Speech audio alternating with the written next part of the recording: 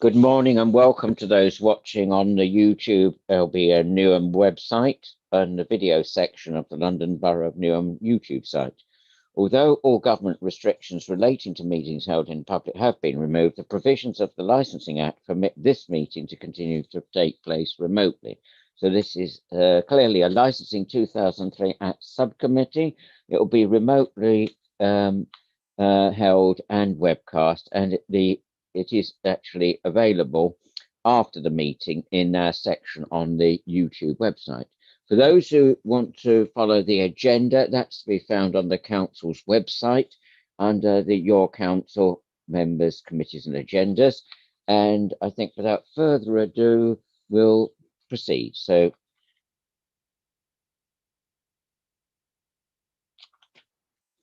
I've just remembered there was just one last thing.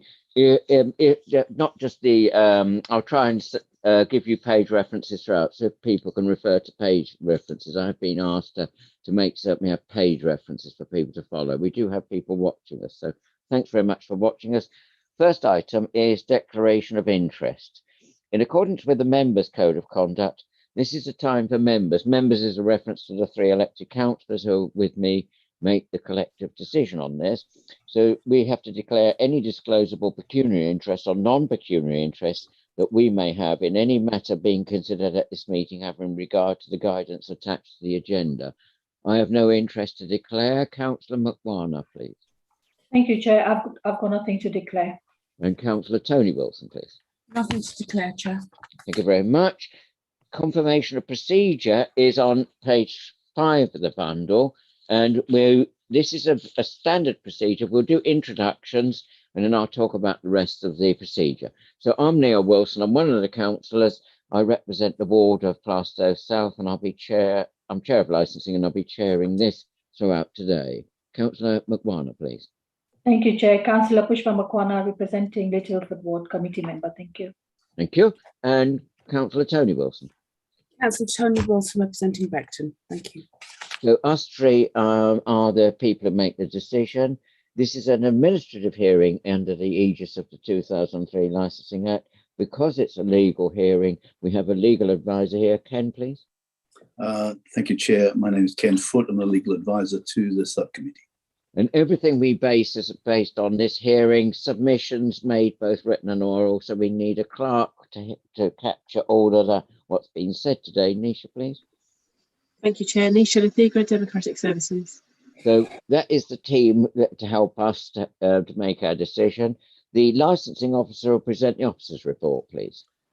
Colin Hunt, London Borough of Newham. I'm the case officer for today. Thank you very much. And then we move to the relevant representations for this licensing hearing. The police, please. Connell Stowe, Metropolitan Police Licensing. And public protection officer, sorry, it's environmental health, Ian. Ian McConnell, commercial environmental health. And the licensing team also making a representation. Yeah, John Chisley, licensing officer. Thank you very much. Now, we have the licensing officer, the case officer, Colin Hunt, will present the officer's report. Members, that is, remember, a reference to elected councillors. We can ask clarification of that report, and we do so throughout the meeting. But also the applicant or their agent and the responsible authorities can seek clarification of matters. We then move into the relevant representations, and I'm making the assumptions that everybody's received every document and read them. So, you know, please sort of summarise where appropriate. And members may ask questions, and so can the applicant or their agent. We then move on to the licence holder or their agent presenting their case.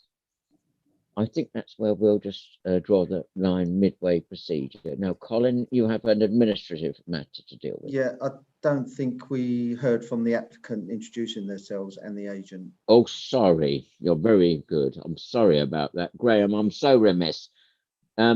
Firstly, the applicant. Sorry. Well done. Thank you. Colin Buffy. Thank you very much. The applicant. Yeah, thank you. And the agent, please. Graham Hopkins, Chair, GT Licensing. Sorry about that.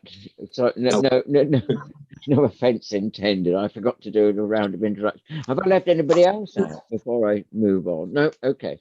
So can we then move to agenda item 3? This relates to the Hermit Mini Market. It's agenda item 3, the main item of business to be paid on page 7. It's sequendum of the main body. Colin, to introduce. Thank you, Chair. Members of the Licensing Subcommittee are to hear and determine an application for a new premises licence for Hermit Mini Market, 9 Hermit Road, Canning Town, E16. And the applicant is a Colin Baffy, and any valid representation that has been made. An application for a new premises licence was received by the Licensing Authority on the 28th of April 2021. The application was advertised at the premises and in the local paper, and a copy of the application is attached to Appendix A, page 9.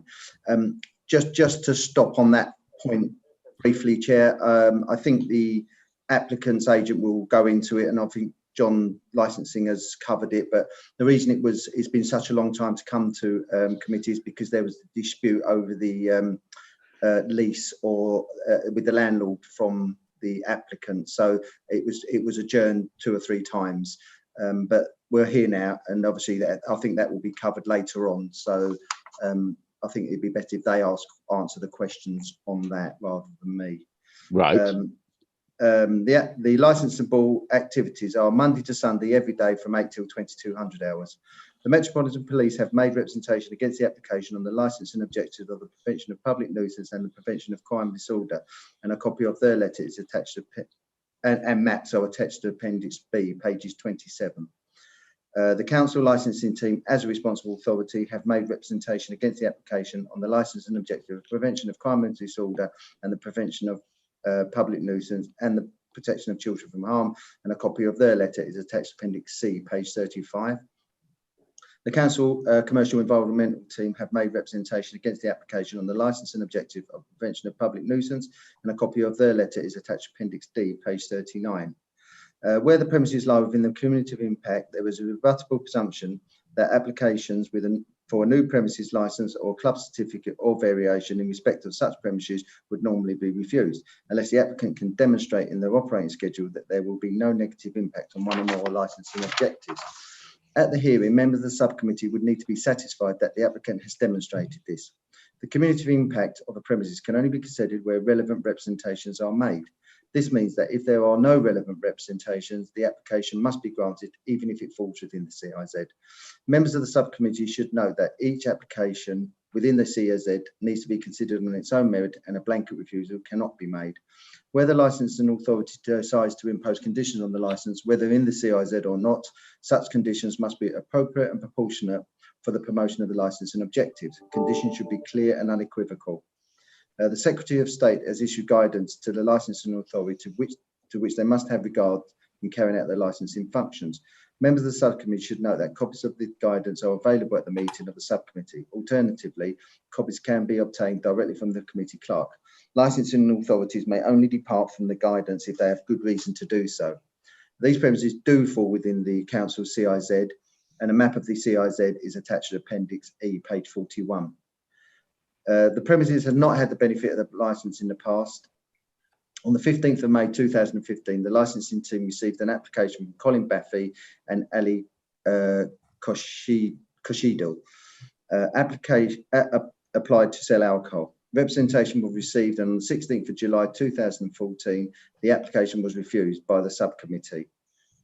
Sorry, that should be 2015 by the subcommittee.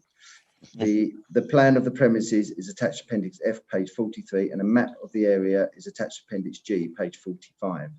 The members of the subcommittee are asked to hear the application, the representation of the licence holder, and any valid representation received from responsible authorities, and to determine the application.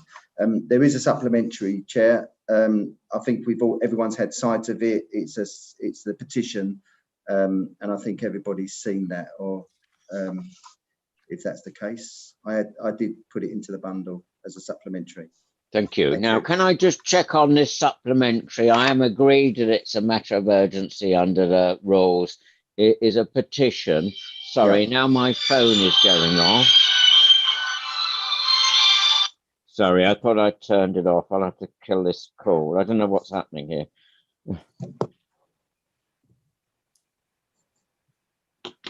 It's still going off in my ear hole, but still. Has everybody received this petition? Can you raise your hand if you have? So we're taking that as part of what is being submitted. Thanks very much, Colin. While that is happening, or while I'm killing this phone call, so I do apologize, everybody. Can you put up a map of the area first for us? Sure. Do you want the CIZ first? I've got the CIZ available. Well, whatever's easiest for you. So can everybody see that? Yeah, is that everybody fine? Can everybody see that? Yep, the pin is, there's Hermit Road. This is roughly whereabouts the shop is. So it's the Barking Road goes down there. There's McDonald's on the corner here, and you do a left down to Hermit Road, and it's on the left-hand side. Uh-huh. A map of the area, again, that's like, there's the Barking Road. There's McDonald's, as you can see on the corner. You do a left there in Canning Town, and the shop's on the left. Everybody okay with that? And the shop itself is that shop there. Is that correct, Graham? That one? Yep. Yeah. That's, yeah. So so it's on the left-hand side, but if that's the Barking Road, and McDonald's is just there. So yeah. it's I'd say about 100 yards up from the junction, roughly. Yes, thank you very much. I do like these views. I think it's very useful. And it's also useful. We have people watching, so to locate where we're talking about. And on the other side of the road, there's no shops. It's just one-sided. There's flats. That is going towards the Trinity Gardens. That's on the left-hand side of Hermit Road, going towards the junction with the Barking Road. Yeah. Yeah, that's Barking Road's down this end. It's about 100 yards from the Barking Road, roughly. Maybe. Everybody all right with that? Yes. Shall we make progress? Yep. Thank you. Thank you. Right. One question from me then, Colin. We had reference, and I think you corrected it, that there was an application in the past. This is way back in 2015, and it was Mr. Colin Baffy who's in front of us today, but also Ali Khoshadi. That was received by a former subcommittee way back in 2015, but under the aegis of this 2003 Act, refused. Yes, that's correct. Yeah, that's the only question I had, and I think you did correct it. Graham, you seem to put up a hand at me. Sorry, Tony. There's a hand appearing in Graham's screen. You have a hand that says "well done." But you know, there's another hand that you should use. But you know, I don't mind wave anything. But you know, no, Chair. That was just to say that I could see the illustrations that Colin put up, and unfortunately, my iPad's on some sort of delay function at the moment. Yeah, exactly. And there's a delay, by the way, if you're trying to follow us on YouTube. So that's all a little bit surreal as well. So it's anyway. Thanks for that. Any questions to the case officer at this point, Councillor Tony Wilson?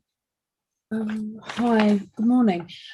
Just two things. Page 7, you've got licensable activities Monday to Sunday, every day from 8 till 2200 hours. Go to page 15, 14 and 15 under the supply of alcohol. You've got Friday and Saturday to 2300 hours. Well done. I missed that one. So what is it? Which is it? Well, the application says 2300 hours, and on Sunday 2200 hours. Let me just check. It's so easy to miss these. Well done, Councillor Tony Wilson, for dissecting that information from us. It implies that there's an hour extra on Friday and Saturday, correct? Okay, Graham's nodding. Is that what the application's for? I'm just checking. Yeah, basically it's 8 till 10, Monday, Tuesday, Wednesday, Thursday, and Sunday, and Friday and Saturday is till 11 p.m. But everything's 9 o'clock on Sunday, 9 till 10, Friday and Saturday 8 till 11. Yeah, my apologies. Thanks very much, and well done, Councillor Wilson, Thank you, for spotting that. Thank you. Anything else at this point? Just one other question, just for for clarity, just for me, could you tell me when the CIZ statement and revised conditions were sent in by Graham? The time difference between when Mr. Baffy actually sent in his application. So, premises 40.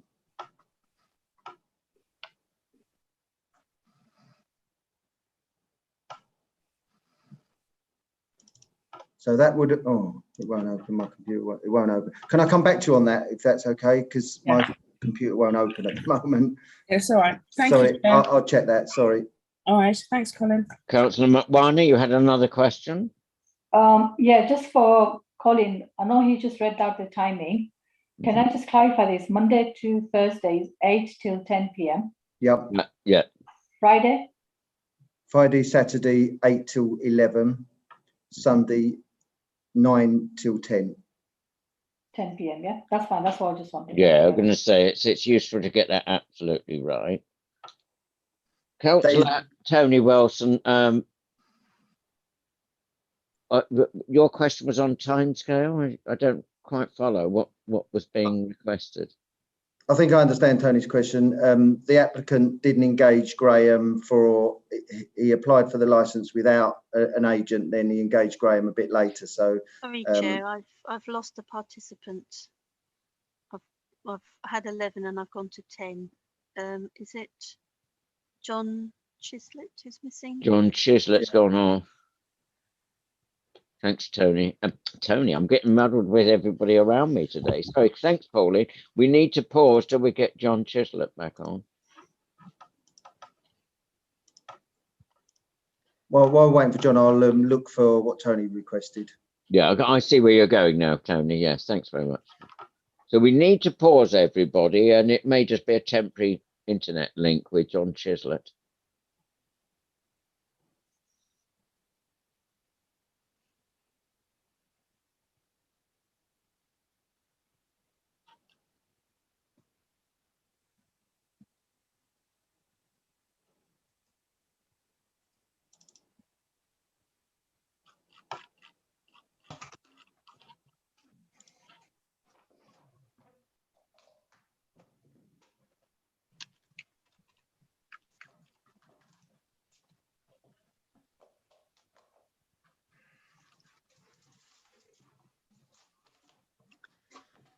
Do you want me to open the breakout rooms?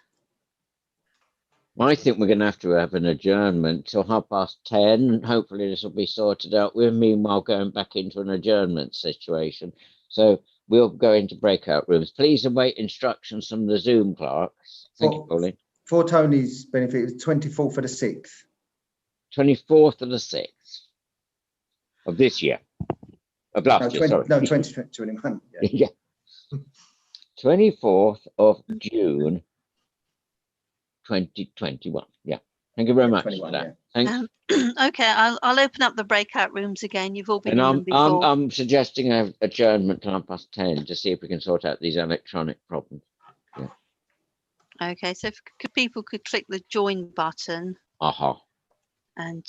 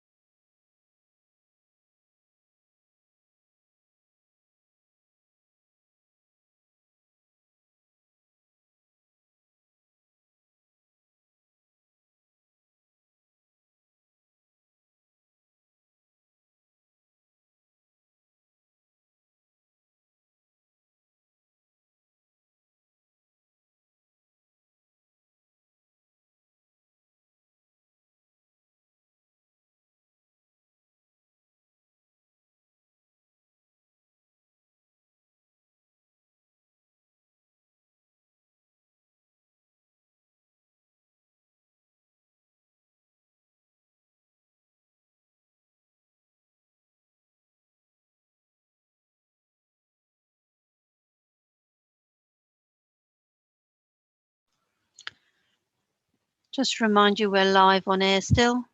Thank you very much. Can everybody still hear me?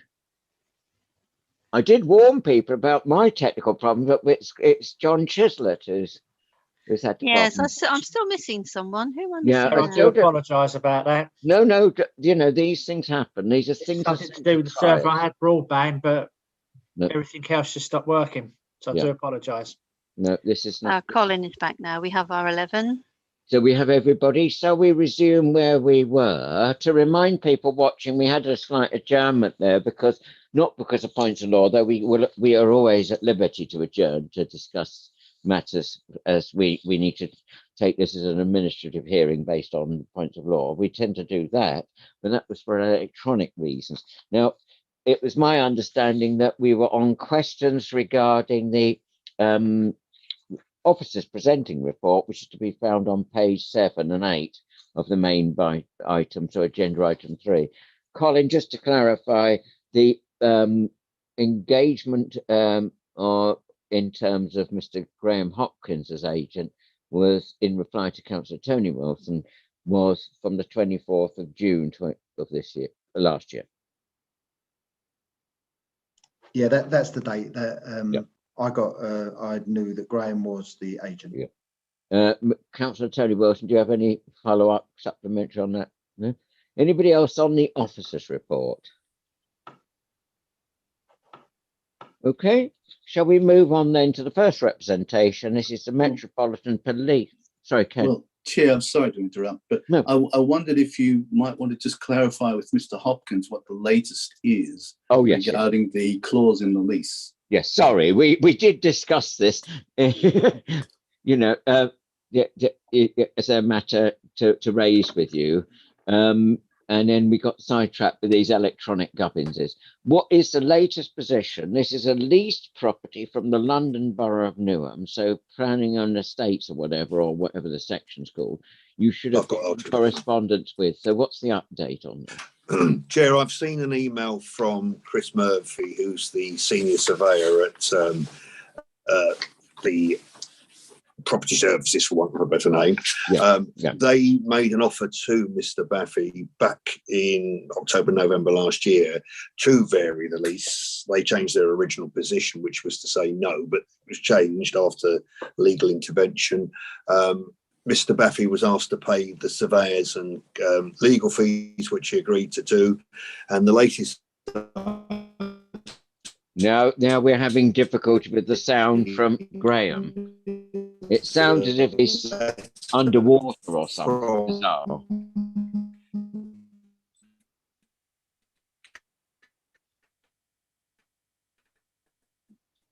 He's completely frozen. Is that correct, everybody? I can't make head or tail of that. What's going on there? It was all right. We got to the stage where there was communication, an offer to change the lease. Legal fees had been paid. I think can we try and re-establish contact, Pauline? We're putting you on the spot. Have you got numbers to contact Graham Hopkins? I don't have numbers for. Can anybody phone him to try and get him back on? Can we do that, Colin, please? Because I don't want to keep adjourning for electronic reasons.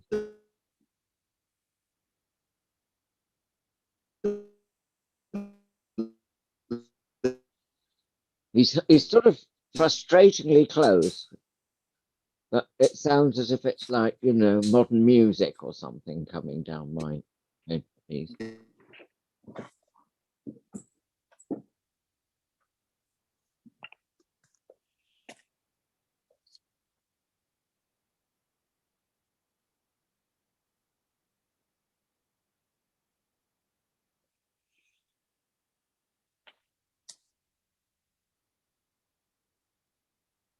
Can everybody still hear me all right? I think there is a problem locally with the internet because, as I say, my other laptop was playing up. And yes, the applicant and agent have dropped out of the call now. So I think there is a problem with it. You know, it depends on who's supplying the internet or something. If it's EE, mine has gone on and on.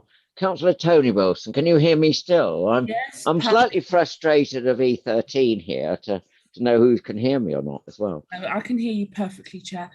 Graham has to reboot his computer. He said, could you give him 2 minutes?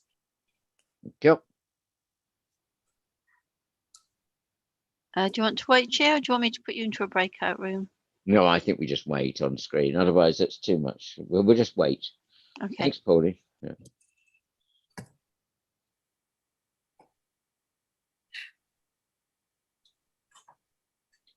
For the benefit of those watching us on the YouTube channel, we are pausing because the applicant and their agent has been unfortunately disconnected from their internet connection. So we're, rather than going into an adjournment again, we're just hoping that they'll try and rejoin us as soon as possible. Computers need to be rebooted and things.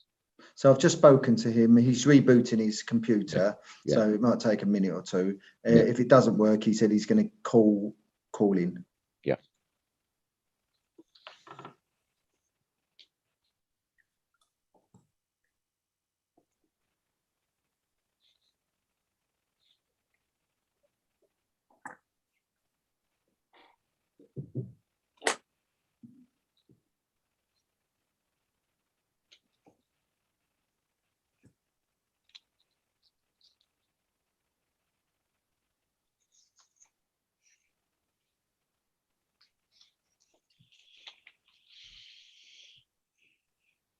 Okay, Chair, they're in the waiting room. I'll just readmit them. Thank you.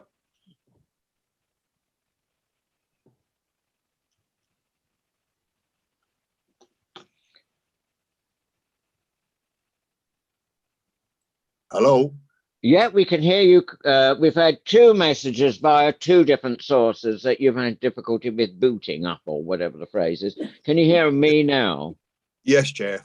Yeah, I don't know. I think there's problems on the local internet because, you know, or just the internet links or somehow. So we got to the point where property and estates, or the section relevant on leases anyway, had offered to change the lease, which is a change from the previous position.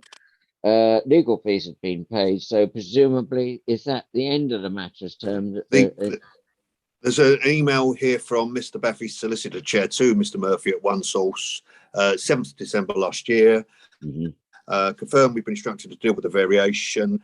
Client agrees to pay the fees, which I understand have been paid, and asking the Mr. Murphy to proceed with the lease variation. So the condition on the lease was that they had to, Mr. Baffy had to seek permission to vary it. That permission was granted by the earlier email. It was just a case of sorting out money.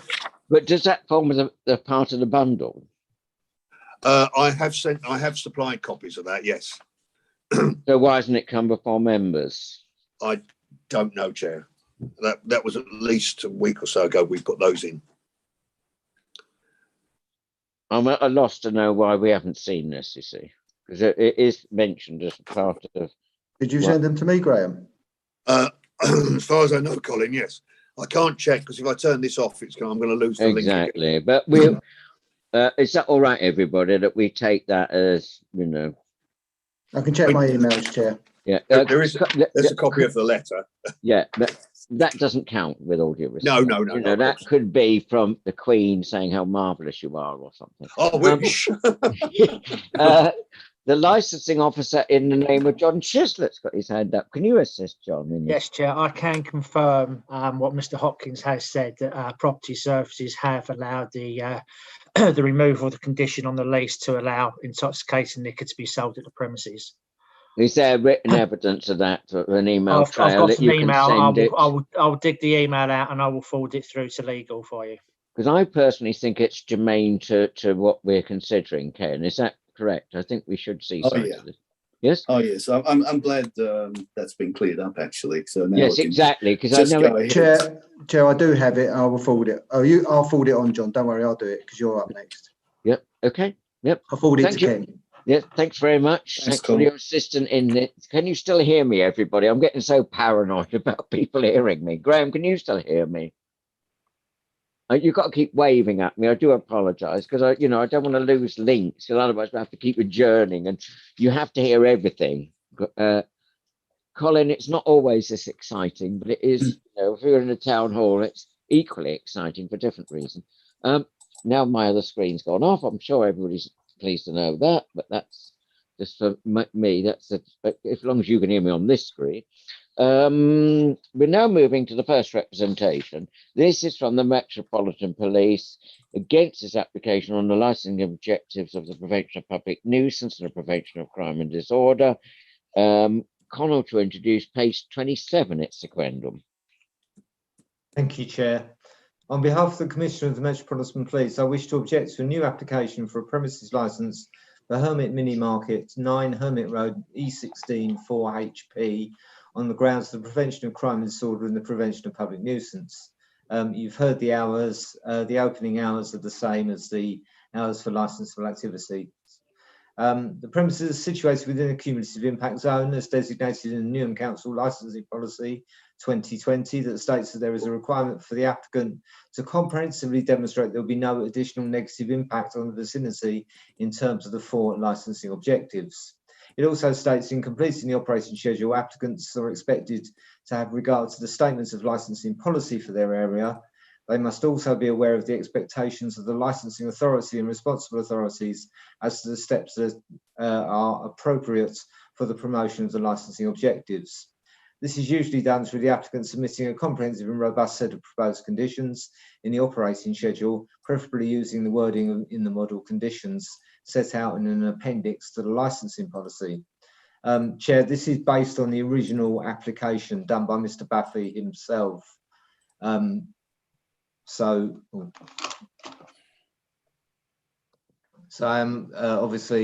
Mr. Hopkins has submitted a full set of conditions, but I think it's relevant to point out that in the original application before Mr. Hopkins was employed, in section 18 of the operating schedule, the applicant has set out some very worthy commitments as bullet points, but they are insufficiently detailed, and there are a number of significant omissions.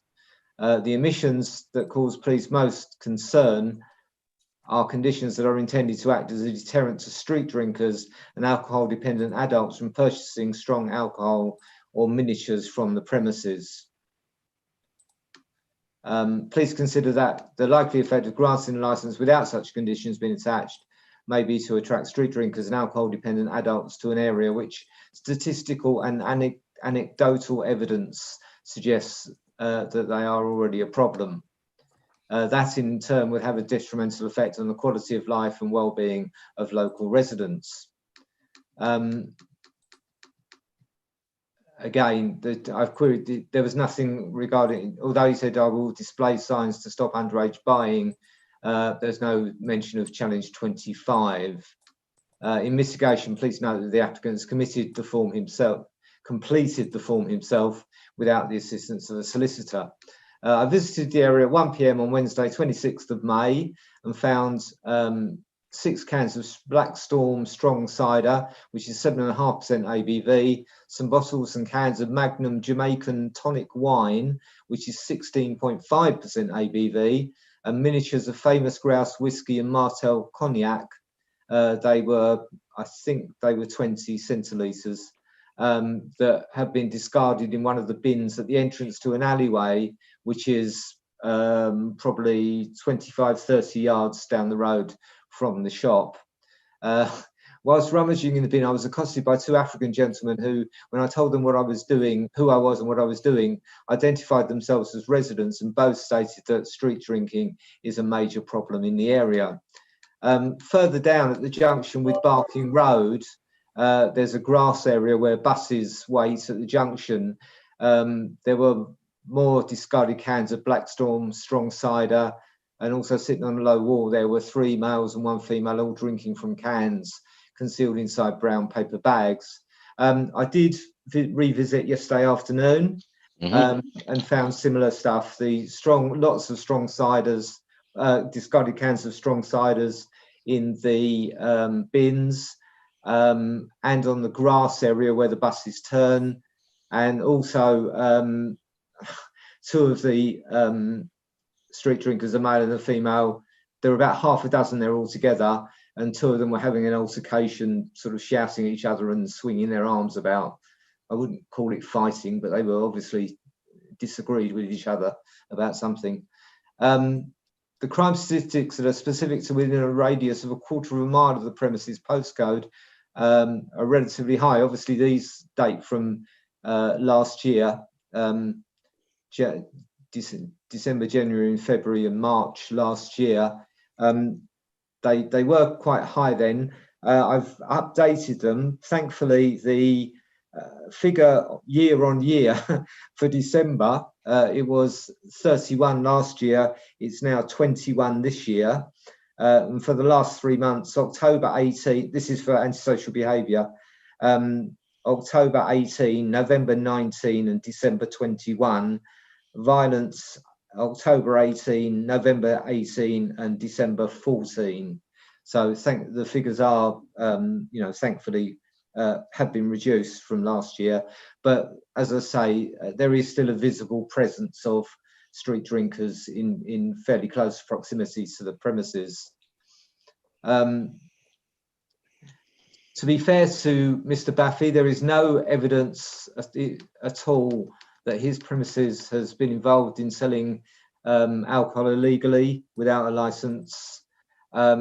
And also, I feel I should point out there are 2 off licences in that row of shops, which have grandfather rights licences that have very few conditions on, and certainly none regarding deterring street drinkers from purchasing strong alcohol. So that is, I think that needs to be said. Therefore, police would like the applicants to appear before the committee in order to demonstrate that he understands the reasons why the area has been designated as a CIZ, submit a comprehensive and robust set of conditions, which has been done on his behalf. So he needs to demonstrate that he understands understands the conditions and why they are necessary to promote the 4 licensing objectives. Thank you, Chair. Thank you very much. So on the 7th of February of this year, 2022, you visited, and there was evidence of debris and detritus as well as altercations going on. It's an area that is well known to us as elected members. This is a junction where we've got a McDonald's that has been slightly acting as a magnet for all sorts of other activity. We're at a major junction where it is Canning Town meets, everything else. And you had street drinkers with an altercation. What time of the day was that? That was 3:30 yesterday afternoon. Which is quite interesting that it coincides with Eastleigh Community School. That's just up the road. They're exiting from school. There were a lot of school children around. Exactly. Yes, yeah. And it's also interesting that, and I was chair of governors there way back in the 80s. The school hasn't changed locations, but the issues seem to be worse, to be honest. So the other property context I just want to bring in before I ask my colleagues for their contributions is, in terms of these heat maps, have we had any progress with, get more up-to-date statistics? I ask you every time, Connell. You're on mute. You're on mute, Connell. This is one of the reasons I think we will have to go back to real meetings or whatever. Is that better, Chair? Yeah, I can hear you now. I was saying, have we made any progress on these heat maps and things? I did mention. Do you want me to repeat the statistics for? No, I mean about that. The up-to-date information.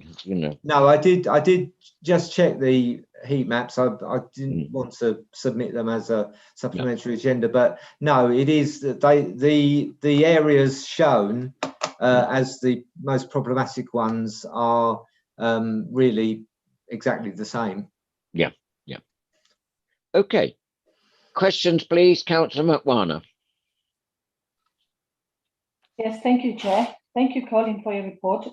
Just want to find out on your on page 27, second paragraph, understand that they want to sell alcohol when they open and when they close. Can you just tell me, was there a sign on the shop what time they open and what time do they close?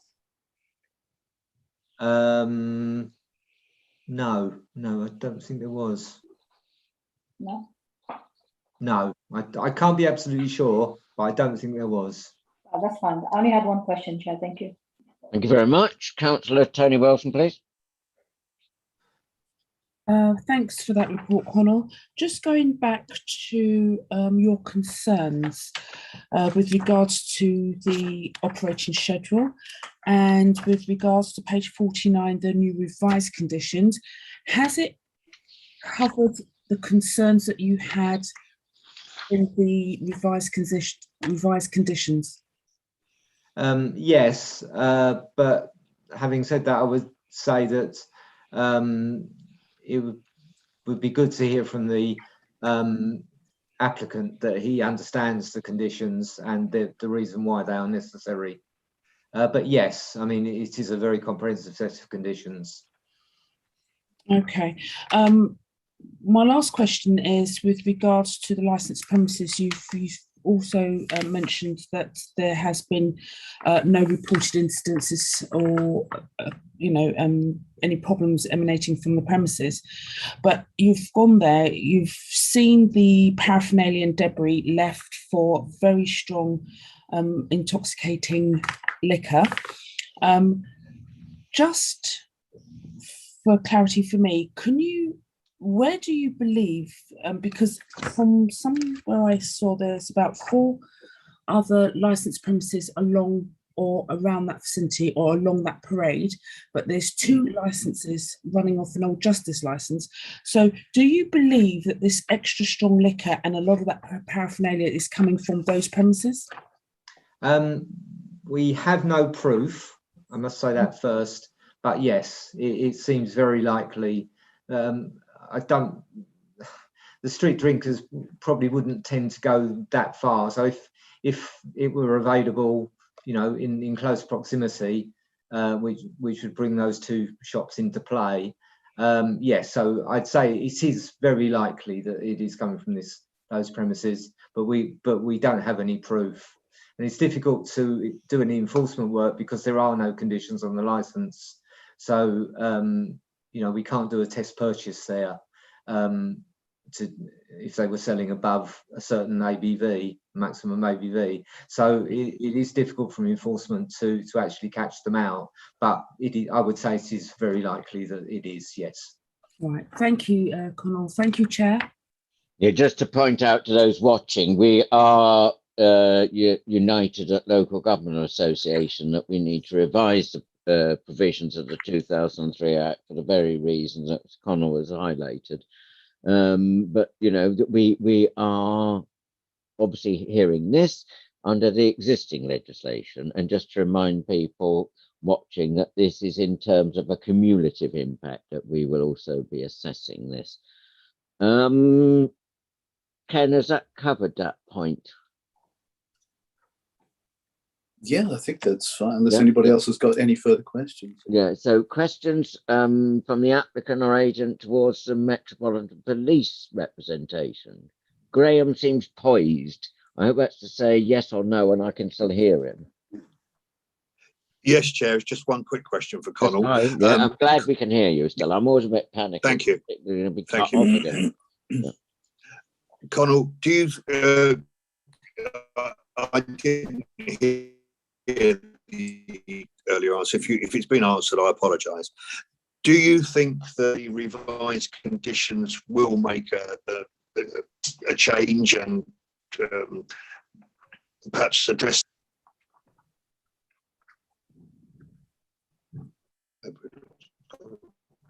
I don't know about others. I find this intermittent thing going on again. Yeah. Do you want me to repeat it, Chair? Yeah, can you turn the camera off for a minute? That may help. Yeah. Just to repeat the question. Sometimes it helps.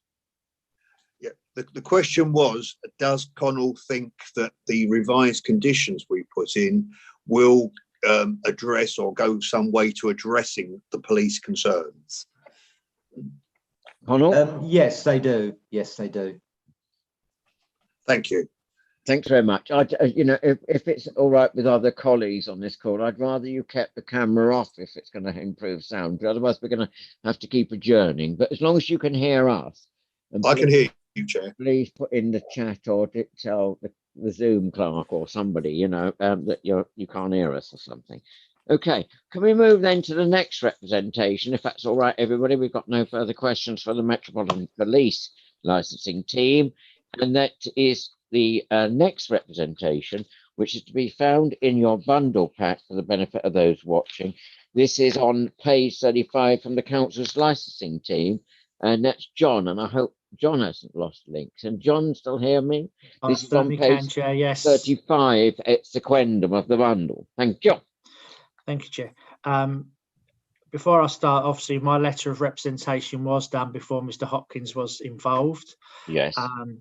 The second paragraph of my letter regarding the lease, I'm going to omit because that has now been dealt with.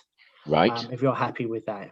Yep. So the council's licensing team, as a responsible authority, would like to make representation against the application for a grant of a new premises license for the shop located at Hermit Mini Market, 9 Hermit Road, on the grounds of the prevention of crime disorder, the prevention of public nuisance, and the protection of children from harm.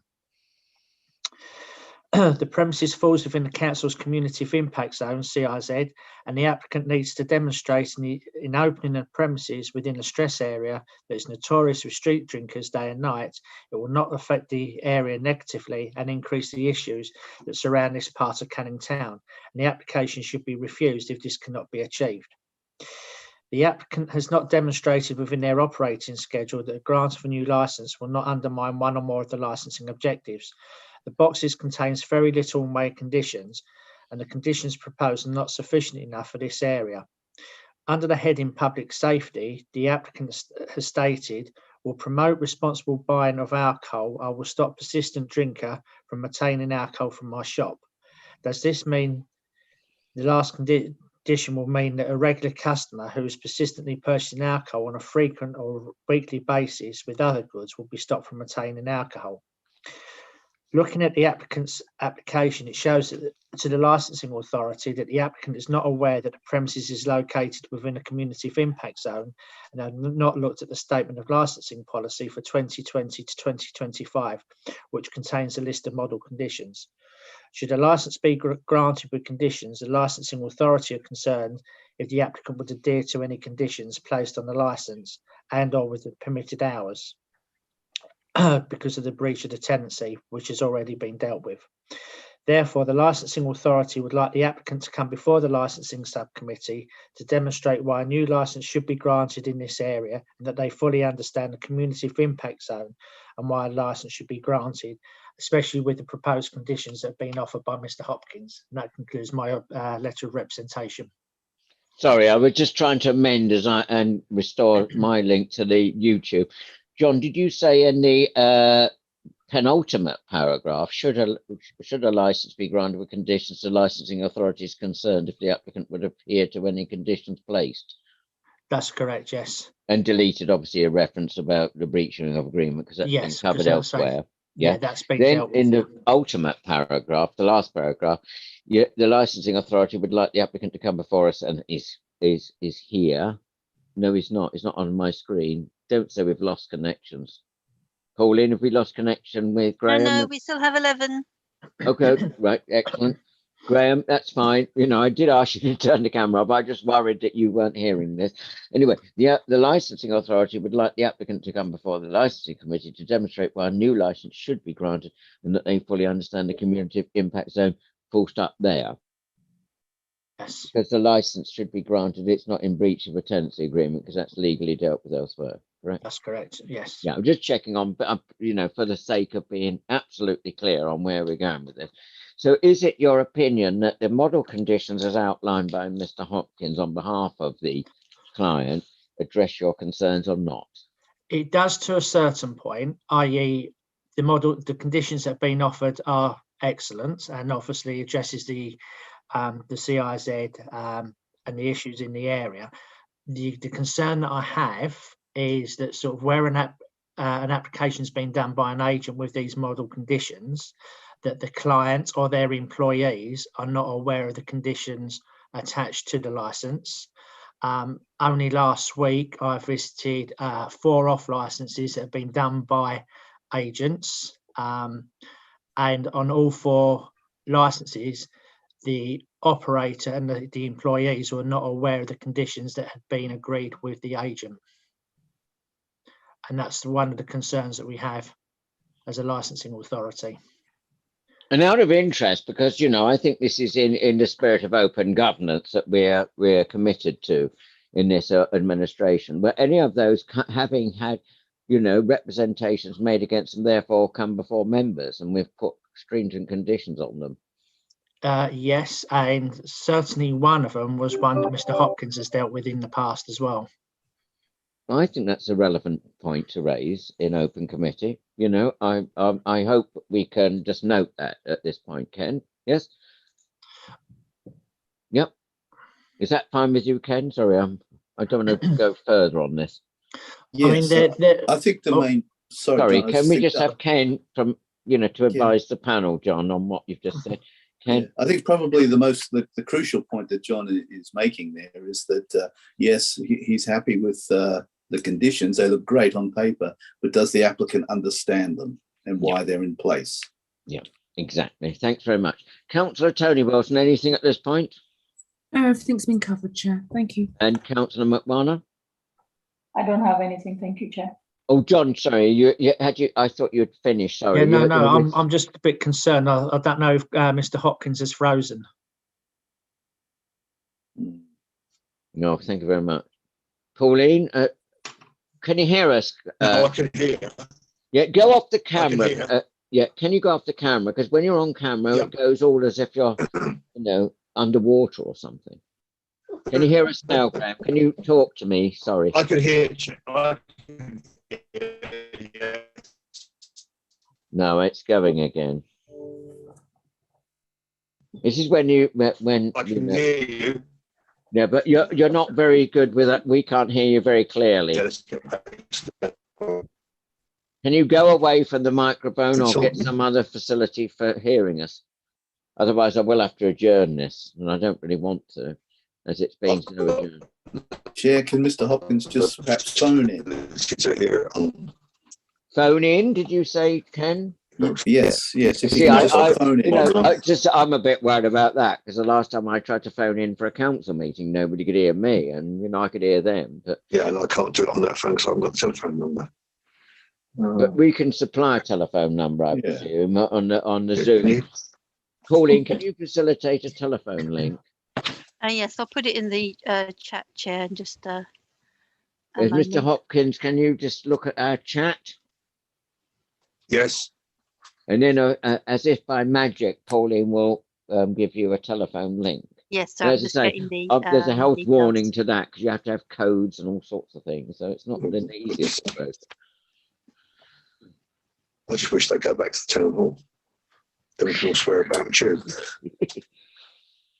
And can I remind you, Mr. Hopkins, that you're not on mute at the moment, but we do need to communicate when you're back in. Yeah. We're live at the moment, everybody, on YouTube. This is well open government principles here. You're hearing us all at our best and worst here with the frustrations with technology. Can you hear us now, Chair? I can hear you, but can you hear us? Yes, I can hear you. I can hear you perfectly. Right. Shall we make progress then? Yes. Yeah? Now, John, you're just to check the electronic communications for facilitating the process. Sorry, Chair. Shall I rephrase that in more sort of everyday English? Your question was pertaining to the Mr. Hopkins hearing us. There's nothing else you had to add to your No. Yeah. Okay. And Councillor Tony Wilson, anything further? No, Chair. Warner. And Ken, should we make progress to the next representation? Is in your opinion? Yes, Graham, sounds good. do you have any questions of the licensing team at this point, Graham? No, thank you, Chair. Mr. Chisley's answered my question I was going to ask. Okay, that's fine. So we're now moving on to, last but not least, as they say, the last representation. This is from the I never get this right, Commercial Environmental Health Team, and it's in Ian to introduce, please? And it's on page 39 at Sequendal. Thank you, Chair. Commercial Environment Health Team is making representation in respect of this application in relation to the licensing objectives of prevention of public nuisance. Premises lies in one of the council's designated cumulative impact zones, as detailed in the licensing policy of March 2020. As such, there is a requirement to comprehensively demonstrate that there will be no additional impact on the local area in terms of the 4 licensing objectives.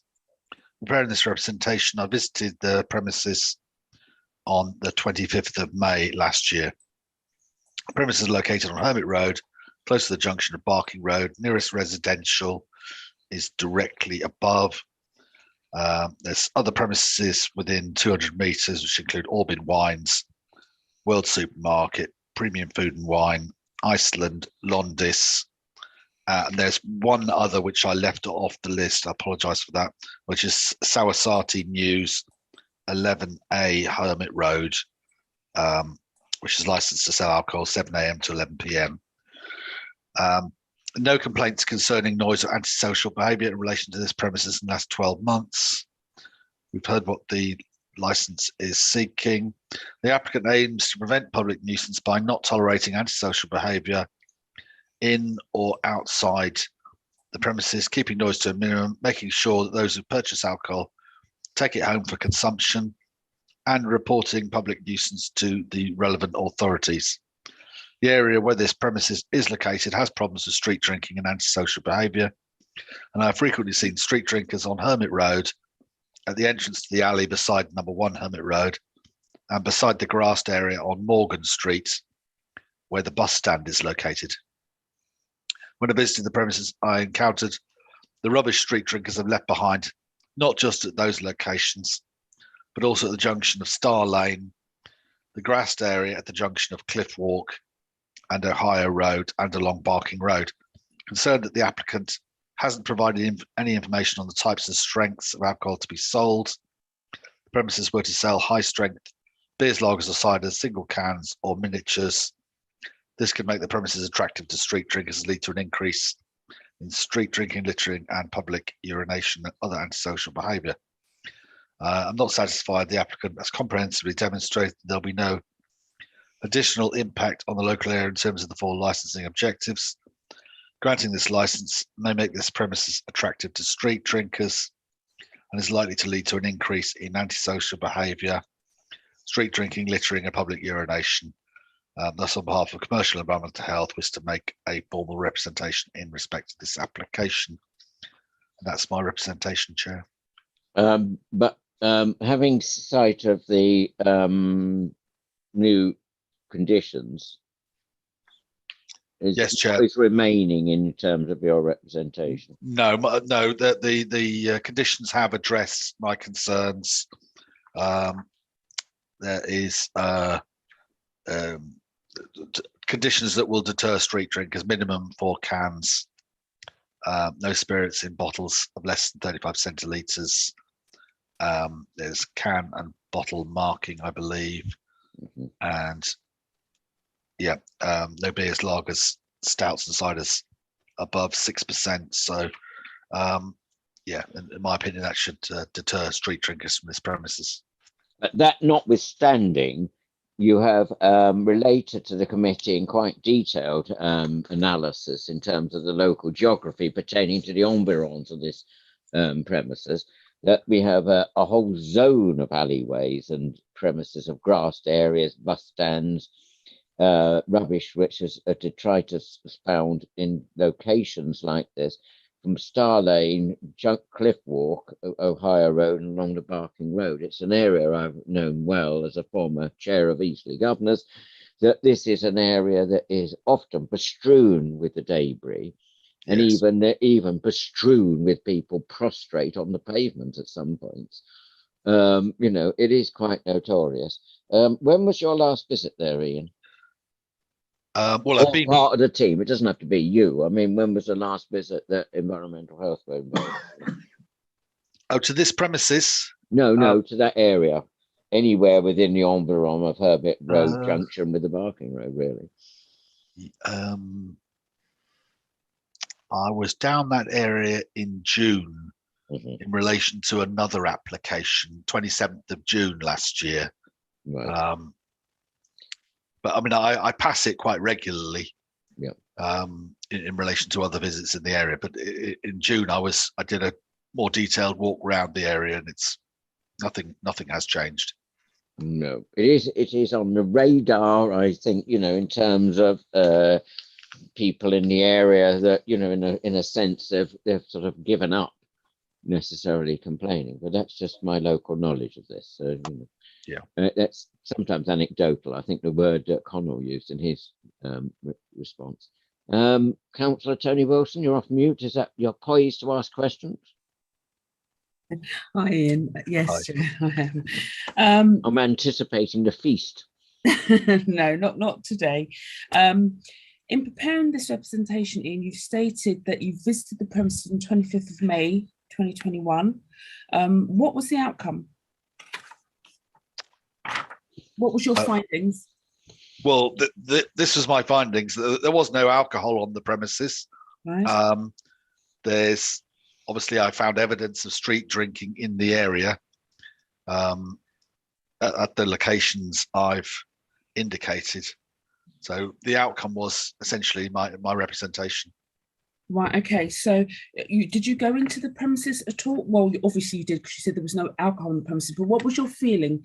Was it well run? Did you see any street drinkers in there at the time? There wasn't any street drinkers in the area at the time. Just the evidence of them. It was 10:20 in the morning, so it was probably a little bit early. Maybe, I don't know. Never too early. Maybe they're all too sleeping off. Okay. You mentioned that you left off one of the premises, Sawati News, which is 7 till 11. So yeah, open 7 until 11. That is also on Hermit Road. How close is that to the premises?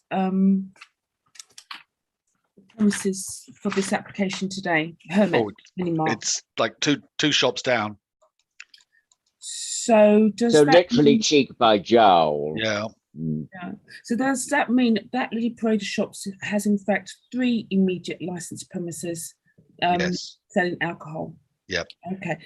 Just out of interest, Sawati News, is that on an old justice license as well? Yes, that was granted in 2010. Okay. It has no conditions on the license.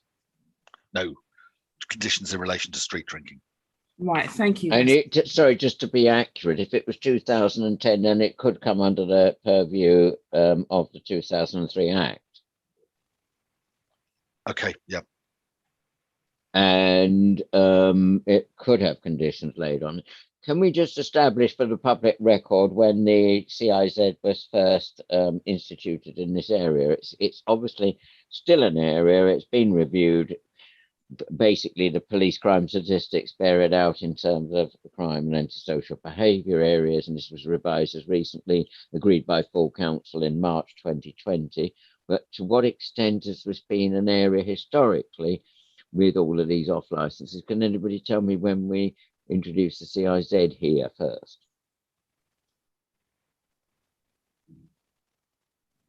I'm not sure on that one, Chair. Can that come back to us when we're deliberating? I think it's just a background information. Sorry, Councillor Tony Wilson, long interruption, but I think it was germane to what we were talking about the surrounding area. Councillor Wilson, over to you again. No, that's fine. Yeah, I'm looking forward to hearing the response from the licensing officers with regards to your query, Chair. That's all I had to ask. Thanks very much. Councillor McWarner, please. I was going to ask a question, but I think Councillor Wilson has covered some of the questions they have. Yeah. Yeah. Thanks very much. Any questions from you, Graham? I hope you can still hear me. No, he can't hear me. Oh God. He's muted at the moment. That might be the reason. He's doing a Connell on me. He's muted where no person mutes before. Oh, it's still bad. I'm sorry, this is, it's still bad. It's not Graham's fault. It just happens. Right. I'm going to declare another adjournment because, I'm sorry, I find this frustrating. And it's frustrating, I'm sure, for Graham and his colleague there, Graham and Colin, you know, they're trying to share a computer. We're not hearing them. It sounds as if it's whale music or something that some people find relaxing. Tony Oh, Wilson, yes, he's dropped I'm out as trying well to too. get an adjournment, so I don't really want questions at this point. Councillor Tony Wilson. It was a question to you, Chair. Yeah. It was proposed that Graham tried phoning in by, calling in by phone or mobile, and you asked Pauline to forward him the information. Yeah, that's already been done in the chat. So, you know, I'm just assuming that all. Yes, I have done that, and he's dropped out of the he's dropped out of the Zoom dial-in call now. Yeah, So I think let's we're see if he comes compounding in. the issues. I'm going to propose an adjournment because I'd rather hear this. This has been, you know, tempting fate otherwise, because it's already been adjourned for several reasons that we've already, you know, elaborated. So can we reconvene at 11:30 now? Yeah, and please follow the instructions of Pauline, because including me, because I don't want to lose contact with anybody else. Colin, do you wish to come in? It's slightly frustrating that I'm having these. I just thought I'd ruled that we were adjourned and you were going to all be happy with that. But Colin. Only for the CIZ before we go. It's early 2011. 2011. Excellent. That's what we like. That's what we like. We like replies to our questions while they're hot off the press. 2011. You don't have a early. It's January, we think. January. Yeah. Yeah. So basically, for the last 13 years, in effect, if I've got 11 years. Yeah, getting my maths right. Yeah. Okay. Well, it's not maths actually; it's arithmetic, which is a completely different concept in mathematics. But we won't go into the distinction at this point while we're dealing with more technical issues. Pauline, you've been very patient when I've been alluding to maths. Yes, I'm opening the breakout rooms now. And we're suggesting adjournment, everybody, so that you've got a time to go till 11:30 to try and resolve these difficulties. Okay, everyone, please join the breakout room.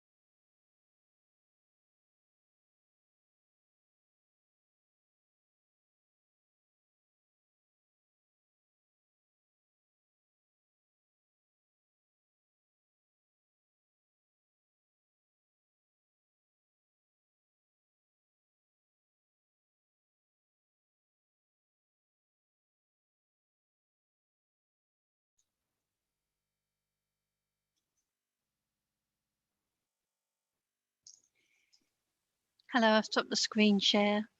Thank you very much, Pauline. Thanks for all your assistance for this. Now, Graham, we can see you now. Whether we can hear you clearly is the main issue for the adjournment. Can you hear us?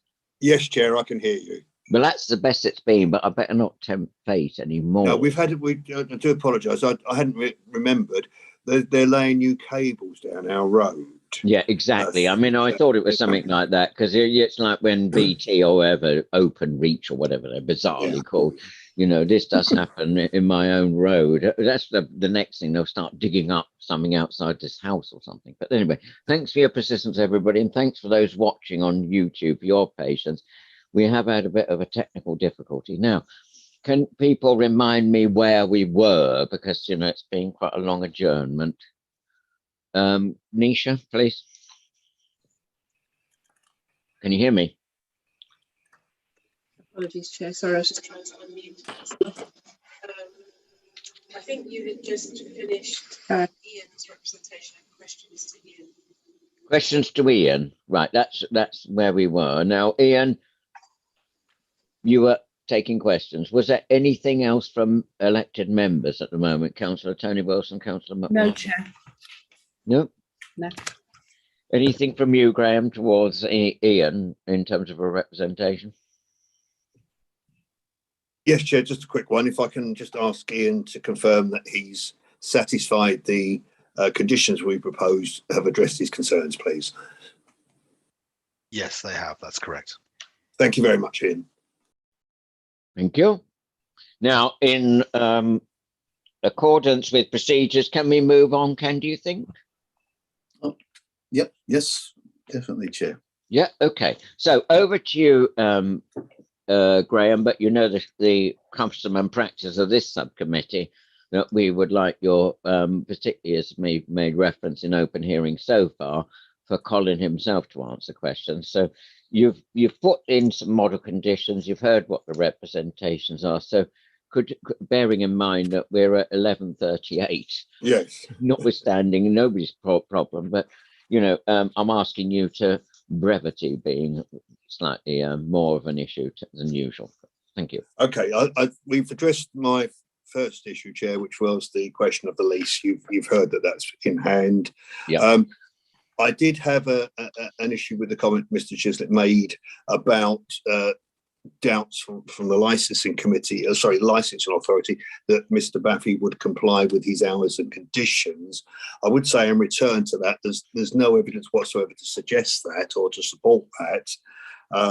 And I would ask you, in view of the fact that the lease, which as you've heard is a separate issue anyway, is in hand, I'd ask you to disregard that comment. So there's no evidence of that before you at all.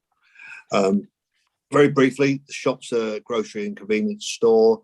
Mr. Baffy's operated this shop successfully for the past 8 years, and he's held a personal license for 9 years. So in that time, obviously, as you would expect, he's gained a considerable knowledge of the area, the CIZ and the problems arising. He now wants to add off sales of alcohol to his business offer so that the shop can operate as more of a one-stop shop, the more modern concept. I understand from him that over the last 2 weeks, he's had some 40-odd people express an interest in that to him and asking him to pursue the license issue. Whilst you've seen the petition, so you know there's a support there for that from his customers, because the customers are the people who live in the flats by the bus stop and over the top of his premises. That's a part of his customer base. I can tell you that petition was submitted in time for the previously adjourned hearing. Not quite sure what happened to it, but anyway, it's there now. I do note that obviously the panel can't take note of financial issues. I can tell you that I understand that when Mr. Baffy asked for the lease to be varied, Property Services promptly put his rent up substantially, in line probably with other people in that block. But he does would like to get the license now to retain his customers, but also to keep his shop viable. So that's the reasoning behind it, nothing ulterior. You've heard, we've clarified now, so I don't need to go through that, but I will tell you Mr. Baffy gave careful consideration to his proposed hours. He didn't want to ask for an early start, unlike some other shops, not necessarily in the area, but across London and the wider area. He doesn't want to attract street drinkers because clearly, as has been highlighted by the officers, he's seen them outside himself on the green. He's right near the green. That's not the type of customer he wants. So he thought, well, I won't ask for an early hour. I'll stick till 8 or 9. Ditto, he's not gone for the late night terminal hour or closing time. As you know, the hours are the same. He doesn't want to become part of the nighttime economy. He doesn't want post loaders and other people going in buying a drink. I think that demonstrates a responsible attitude, because not only is he addressing the CIZ, he is indirectly contributing towards preventing domestic abuse, because people are not buying more drink from his shop to take home and have problems indoors. We're all aware that's gone up as a result of the people being kept at home because of COVID. So I think he's showing a responsible view. He's fully aware the shop's in a primarily residential area. As I've said, the residents are his customers. So the last people he wants to upset is his customers. As you've heard, yes, he did do the application. We took over when he asked us to, as I'd previously acted for Mr. Baffy years ago. We looked at the operating schedule, obviously decided with my knowledge of Newham that we'd all be looking for more robust conditions, which you've got, the ones that the subcommittee would want to see and the officers want to see, maximum strengths, etc., all in place. We've got the conditions relating to Challenge 25 CCTV and signage training. I can tell members that we will be doing the training for the first year. After, if members are minded to grant his licence today, we will be doing that training for any staff, including the part-time and staff that Mr. Baffy employs. So that point is covered. He has asked me just to mention a few points to you that he's given me an aid memoir. He wants to maintain his grocery business and continue serving his local community. Low strength alcohol for beers, lagers, ciders and stouts, to go to primarily with customers' usual grocery shopping, but that maximum strength will be the 6%. No single cans or bottles. It'll all be minimum of 4 cans or bottles. No small bottles of spirits, 35 centilitre minimum. He will engage with the police to keep a watch on the area and to be aware of people he shouldn't serve, etc.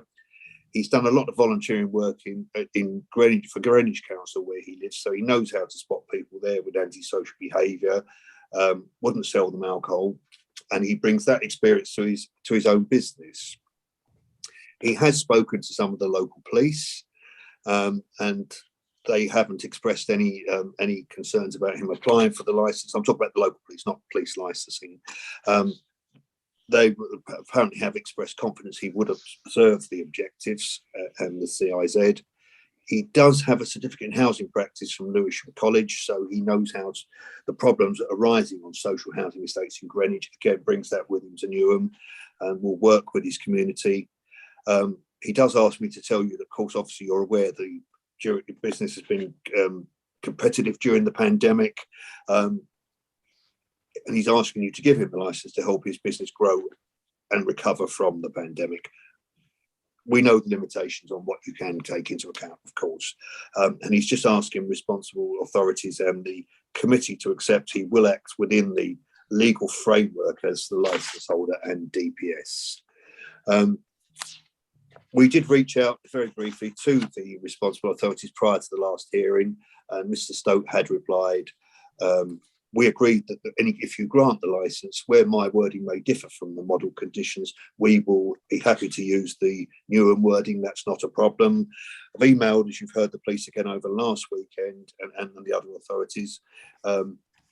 McConnell had emailed me to say that he was satisfied. Mr. Stoke had replied to say that obviously the police were still concerned about the presence of street drinkers. They're a problem everywhere. We've got them here in Basildon, so it's not unique. But I know it's a considerable problem for the panel and for Newham. Mr. Baffy is doing everything he can to make his shop unattractive to them. A, he doesn't want them. B, he's got the model conditions. And C, he's expressed throughout my talking to him, that the determination to refuse to sell them. As I say, he's determined to work actively with the council, the licensing authority and the police. He's not selling things that are attractive, and basically, I won't go any further through the representations. Ian's is satisfied, Connell's I've addressed, and Mr. Chislett has confirmed that the conditions would address some of his issues. I've addressed the point made by the licensing authority. There's no evidence to suggest that he wouldn't comply with conditions. For example, he's produced his refusals book to me at the moment. He doesn't sell alcohol, but he does sell cigarettes, and there are quite a few refusals in it this year and last year, showing that he takes an active policy on refusing youngsters cigarettes. I asked the panel in closing to bear in mind that he's had this shop for 8 years, has knowledge of the area and of the problems in the CIZ. He sees it himself, doesn't want them in his shop. He's offering the robust conditions, sensible hours. I can tell you in more or less the last comment that I had a further training session with him last Friday. He was here for some 3 hours. We went through the CIZ, the licence and objectives, which he was able to tell me without even looking it up, unlike some people do. He was able to explain to me again today about the CIZ. He's aware of the street drinkers and the council and police concerns over those. And I think basically you've heard there's no issues of noise and antisocial behaviour, no linkage on any of the concerns to his shop. We would ask you to give him a chance and to grant the licence. And I'm sorry, that was as short as I could be. No, that's fine. Thank you very much. Over to Colin, please. Not Colin Hunt, but Colin as in the applicant, please. Can you get near a microphone? Hopefully this will work. I'm always a bit dubious that once things have started, it's going to go downhill and you can't hear me. Can you hear me all right? Yes, I can. Right. So you have got a personal license. You've been running this, and we've heard about the negotiations and otherwise with property and estates. Where do you actually reside, sir? In Greenwich. So you commute across to this shop? Yes.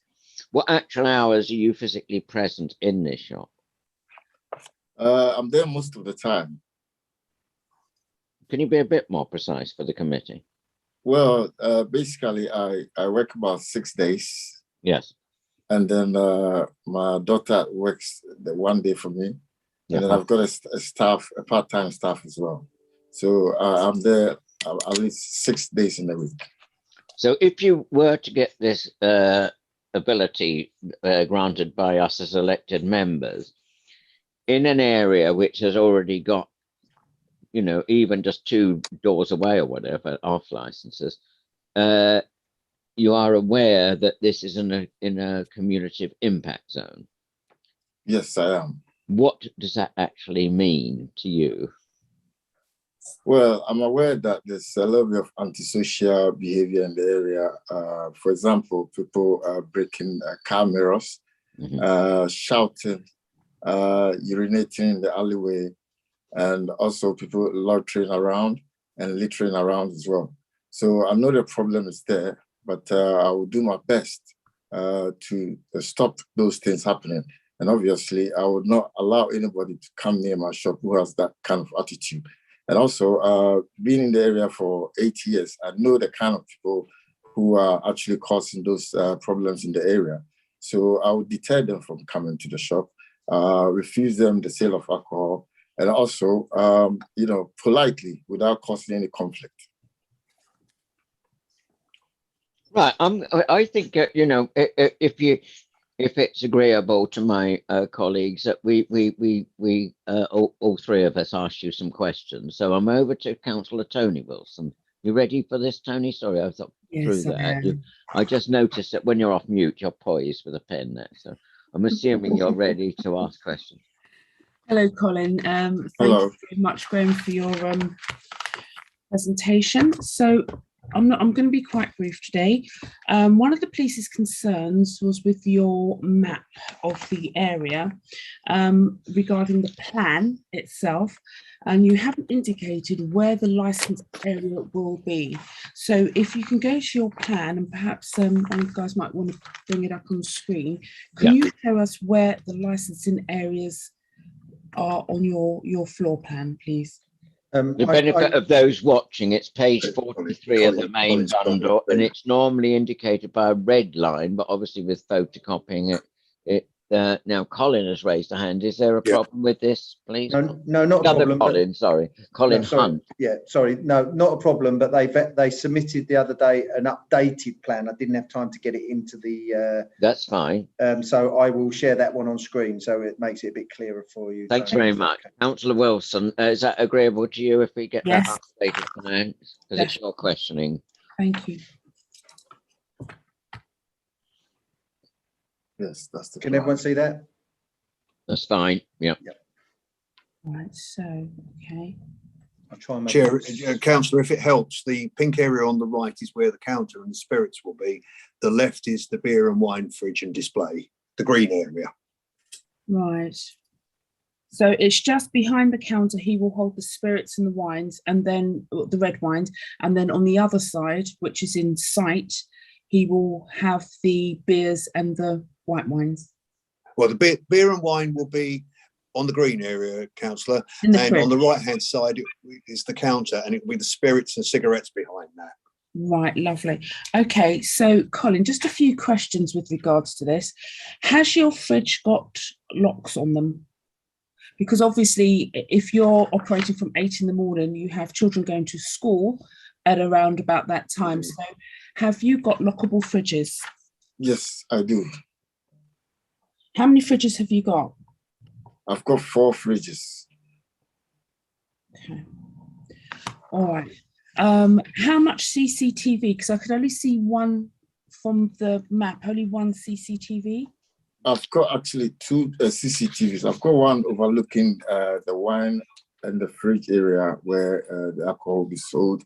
And then I've also got one looking at the counter area where the spirits will be stored, and obviously the cash till as well. Okay. So I've got 2, yeah. 2, lovely. Okay. And the one that covers the counter with the spirits and the cigarettes, does it also cover the front door as you walk in? Yes, it does. It does, it to take shots and everything, yeah? Yes. How long do you intend to keep those shots and recordings for? Well, automatically it records for 30 days, and then after 30 days, it just deletes. I think that's the normal standard for CCTV. Right, okay, that's good. Where will you be holding your stock? Most of my stock will be, like I said, in the fridge and behind the counter. I also have a store area at the back, which I can store any excess drink. That is got a door that is always locked. And whereabouts is that on the floor plan? Well, if you look on the plan, where the last, the CCTV at the very last end, there's a door there. Can I point it? Yeah. This is a door here. And then it's my storage space. All this side is my storage space. So it's not part of the shop. The shop ends here. Right, okay. And yes, it's got a lock on it? Yes, it does. Right, okay. Your agent mentioned the fact that since you have been speaking to the authorities regarding the lease, there has been a rent increase. Could you tell me how much that's been by? Well, it was interesting. When I went in for the lease to be varied, it happened that there was a little bit of rent review in my lease. So because of that, they put the rent up by 30%. So if I can give you figures, I was paid about 9,000 a year, and now it's been increased to 12,000. So it's quite considerable, as you can see. Thank you. Councillor Wilson, anything further? And can we take the plan off unless you have anything further? Because it's... No, that's fine, Chair. Just one other question. Apart from you and your daughter, are there any other members of staff? I've got a part-time staff as well. So it's just the 3 of you? Occasionally, my wife will come and help me as well. I've also got a son. He's got a full-time job, but he comes to help me to close in the evening. So we're like family business, basically. Yeah. Chair, that's it. Thank you very much, Colin. Thank you, Chair. Thank you. Thanks very much for your help. Full Councillor McWarner, please. Thank you, Chair. Thank you, Colin, and thank you, Graham. I just want to ask Colin some questions. Can you tell us the 4 main licensing objectives, please? Okay, it's prevention of crime and disorder, prevention of public nuisance, public safety, protection of children from harm. Those are the 4 objectives. Right, and can you explain the last one in a bit more detail, please? Well, the last one is very dear to me because I have children of my own. So basically, I will use the Challenge 25 to deter the kids that come in wanting to buy alcohol without ID. At the moment, I can tell you that I do it anyway because I sell tobacco. So when they come in, I just ask them for ID if they look young. So I use the Challenge 25 to deter them, basically.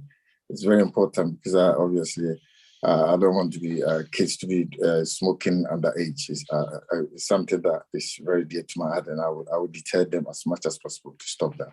And Councillor, if I can just show you, I'll take my word for it. That's the current refusals book where he's got pages of refusals of cigarettes. Yes. Councillor McWarner, back to you. Thank you, Chair.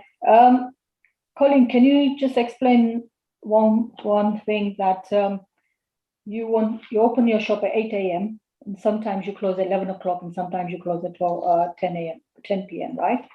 Yes. Can you tell me what time do you close and open on Friday? Friday, I'll open 8 o'clock and close 11 p.m. And then Saturday, 8 a.m. to 11 p.m. Right. So those are like the weekends opening hours, which is a little bit long. Right. Can I have one more for Sunday, please? Sunday is 9 to 10 o'clock. Right. Just the clarity, because I was just looking on your website. It says you open at 8 on Sunday, 8 a.m. to 8 p.m. On my website, this is a revised one, isn't it? Yes. Yeah. Yeah. Right. Oh, thank you. Right. I know Councillor Wilson, Tony Wilson did pick this up as well, but there's more question I need some clarification on that. You said you're going to be working in the shop 6 days a week and you've got your daughter to work 1 day a week. Yes. Right. Can you tell me how many more staff are employed, whether they're full-time or part-time? As I said, I've got 1 part-time worker. And then I have my son to help me as well, and my wife. Are they trained? Yes, they are. Great, trained. Okay, so this 1 part-time staff, as you know, we have a duty of care in the council as well as our residents.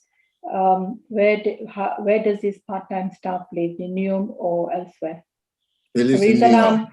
The reason I'm asking is because if he or she finishes at 11 o'clock at night and they have to travel home on their own.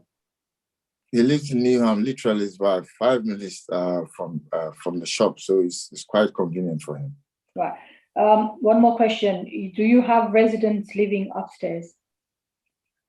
Yes, I have a resident living upstairs, yeah. Yeah, okay, that's fine. Thank you, Chair, I'm done.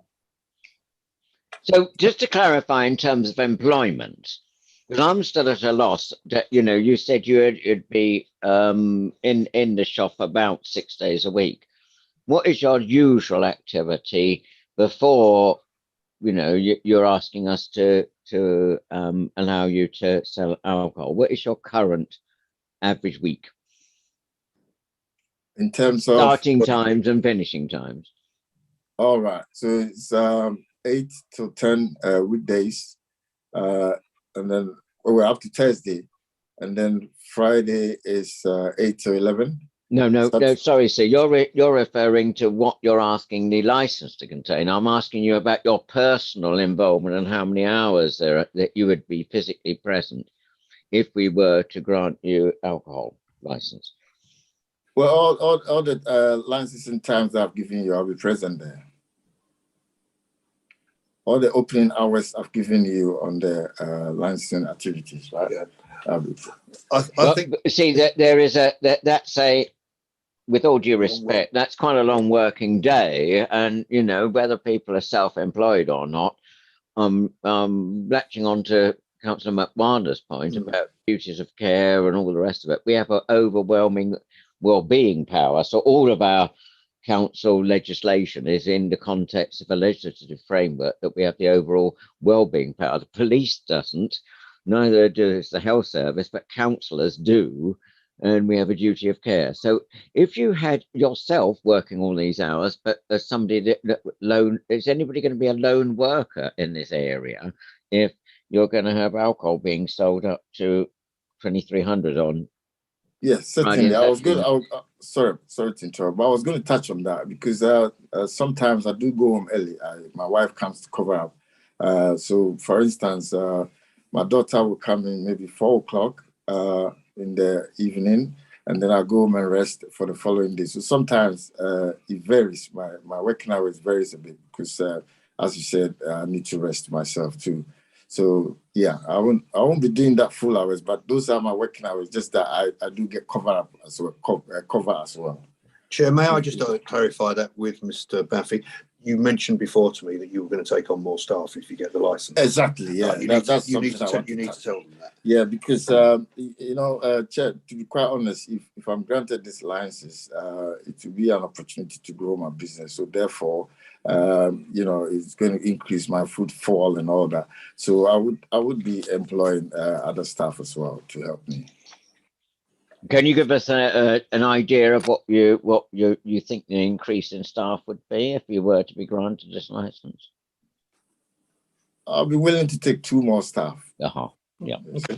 Yeah. It just now we had you know, reference to a petition, and I just need to acknowledge that the petition, and we're very careful, it wasn't put on the green, which means it's private and confidential, but there is something called the you know, GDPR. I keep forgetting what it stands for, but basically the protection of individuals. So I don't want you to name anybody on that petition, but all we've got as members of this subcommittee are phone numbers. So there's no guarantee that they could live in Barnet or Haringey or Greenwich or Lewisham. But your agent has insisted that was a petition, I think, of 19, was it? Anybody help me out on the numbers? 19. But there was a reference by your agent that 40 people had expressed interest.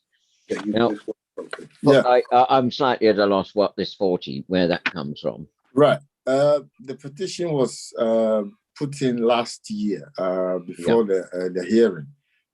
Which obviously I did myself. I would ask my customers if they could support me.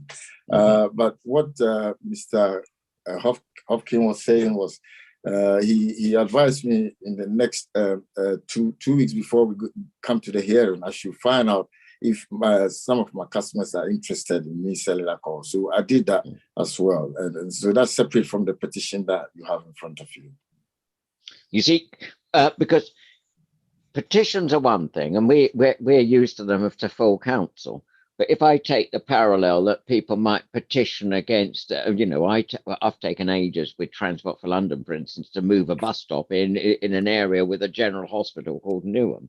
You know, petitions are one thing.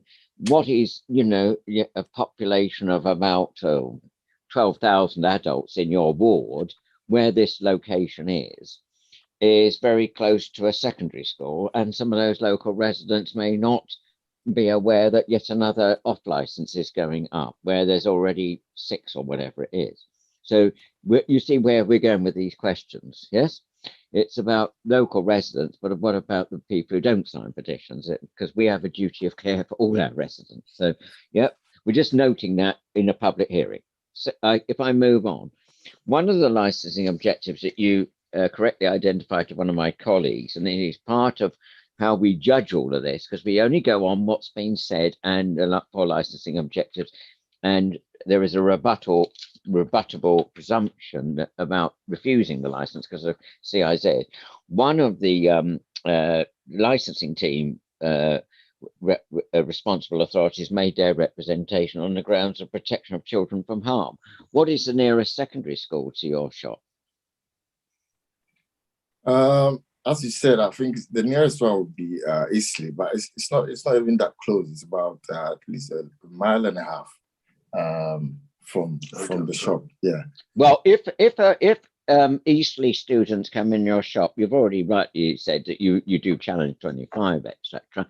Yes. But do you see there might be a conflict for children who now start with children and young people are going into adulthood, you know, in the area, coming into your shop to try and obtain alcohol at 8 in the morning? Why do you want to sell alcohol at 8 in the morning? Well, the thing is, I hardly get kids coming in to ask for alcohol or even cigarette because, like I said, I won't even sell it to them. And the other thing is, I have a duty of care as well. So even sometimes I tell the kids if they want to buy like something like, for instance, Monster or even Boost, which you know is it's got a little bit of sugar in it to actually make the kids hyper. So I stop them. So I would do my best to stop any kid from doing that. But I don't think it's a behavior of them anyway. Those kids don't actually do that. It's normally what I've realized is it's the locals actually who come and try to buy cigarette without ID, and I stop them every time. Stop them. So the kids wouldn't be a problem as much because, like I said, they normally pass through. They buy their own soft drinks, and like I said, I even advise them not to buy the Red Bull and the other energy drinks. So it won't be a problem. Now, Councillor McWarner, was it on the licensing objective as a protection of children from harm? You indicated you wish to come in. Yes, that's correct, Chair. Thank you very much. Just got a brief question. I know you just mentioned there's an Eastleigh school. Is there any other schools around Hermit Road that you are aware of? That's number one. No, just Eastleigh. Okay, Eastleigh, okay. Number two, how many school children are allowed in your shop at one point? It's kind of a question that I always tell my staff that if the kids are about more than 3 or 4, then they should ask the rest to stay outside. So 2 at a time, basically. That's what I do. Right, and have you signposted that outside the shop that 2 kids are only allowed at one point? No, I don't have a sign outside, but I have my staff telling them that 2 can come in at a time, because it's something that from experience I've noticed that even when the kids come in like that, and then we send them out, basically you can find out that even though the 4 that came in are coming in the shop, you get only about 2 people who will buy something. So it's something that we stop them. We don't allow too many people to come in.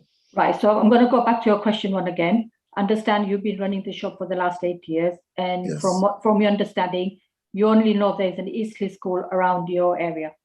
There's no other schools. Yeah, on Hermit Road, as you said, Hermit Road. Yeah, there's only No, anything around Hermit Road. Is there any other schools around Hermit Road? Any primary schools? Or any other schools in the local area? Any schools means any educational place. I think with the with what I can see where you're coming from. On the Hermit Road, there's a school there. I must admit, the name has been changed or it's been refurbished. So I don't know the name. But I see a different school uniform. Although having said that, they don't travel on Hermit Road. They go on Barking Road. So I've seen a school there driving past, but they don't come to the shop as the Eastleigh students do. All right, fine, thank you. Now back to my question. Why would you wish to sell alcohol at 8 in the morning? It's a good question. I think it's to do with my opening hours. I wanted to keep it as the same as well. Would you be willing to change that to? Sorry, Graham. I think we can only have one person trying to chair the meeting. Yeah, like I said, it can be slightly confusing. Sorry, can I repeat the question? Why would you want to sell alcohol at 8 in the morning? Because that's what you've applied to this subcommittee to do. Well, it's 9 because o'clock of- on Sundays or something, I think, yes. It was because of my opening hours. So I kept it like that as well. If it were to be the case that this committee decided, sorry, Councillor Tony Wilson, I know you're coming in, but if I can just see this happen, is that all right with you? Yes? Yes, of course, yes. If it were to be the case that we granted this and said you had to have a later opening, license, shall we say, just for the sake of argument, that we put a condition on that you couldn't sell it before 10 or 11 in the morning, how would you facilitate that, even though your shop was opened? Well, then, like I said, I'll probably get a shutter, or I'll keep the alcohol under lock until your proposed time. Thank you. Over to Councillor Tony Wilson. Sorry, going back. Lock the fridges. Sorry, Colin, you've got an agent who keeps coming in. I can only have one person talking at any one time. Sorry, it's quite confusing, Graham. Are you referring your answers to the committee or to advising your client? I was making a suggestion to my client, Chair. What I'll do is, when I'm speaking to him, I turn the mic off. I forgot to turn it off. Sorry, just it can be because Councillor Tony Wilson has been very patiently waiting in the wings for about another 16 questions or something. So be prepared, Colin. We're a very hard-working committee. We do our stuff. We don't collude. We don't talk to each other before this meeting. So I don't know what's going to be asked you, and it flows. So Councillor Tony Wilson is going to flow with about 16 questions now. No, not 60. It makes me sound like an ogre. I'm not. Just one question with regards to the safety. Have you got an EPOS till? Still, yes, I do. And what does it do? Mostly to enter my my sales, and I do pay point. I also do counter cash as well. So EPOS still is quite a good machine. It does a lot of things. So talking about does it actually flag up or ask you questions when you're selling alcohol about the person in front of you and their age restriction? Sorry, Councillor Tony Wilson, if I can intervene. You mentioned if it was selling alcohol. I think that's a hypothetical. If we were to grasp the license, can I frame the question? Yes. Because he's not selling alcohol at the moment. Yes. Yeah. So do you want to reframe your question? Because I think it might be confusing. Okay. So the EPOS till, why did you buy an EPOS till and not just a plain average till then? We came with my supplier, really. It came with the pay point machine. So it does a lot. It does the credit card machine, it does the till. And so it's all in one machine, basically, rather than having one that does gas and electric and a till as well. So it's all in one. That's why I got that. Right, okay. Chair, help me out on this one. I think you know what I'm asking, but I don't know how to phrase it. Because he doesn't sell alcohol, it wouldn't have those prompts come up. Is that correct? At the moment. But we might explore that possibility. Were you able, and I will allow Graham in on this because it's a bit of a technical issue. It is, yeah. Graham, is your client aware that we may ask for an EPOS designation flagging up in regards to the prevention of children from harm? Graham, you need to come off mute. You're being very good now. I told you off. Now we can't hear you, but I do need to bring you in at this point. I might have to write my headline, my lines out for you later. Yeah. What we're looking at, Chair, is he's got the EPOS till, but I don't think it flags up.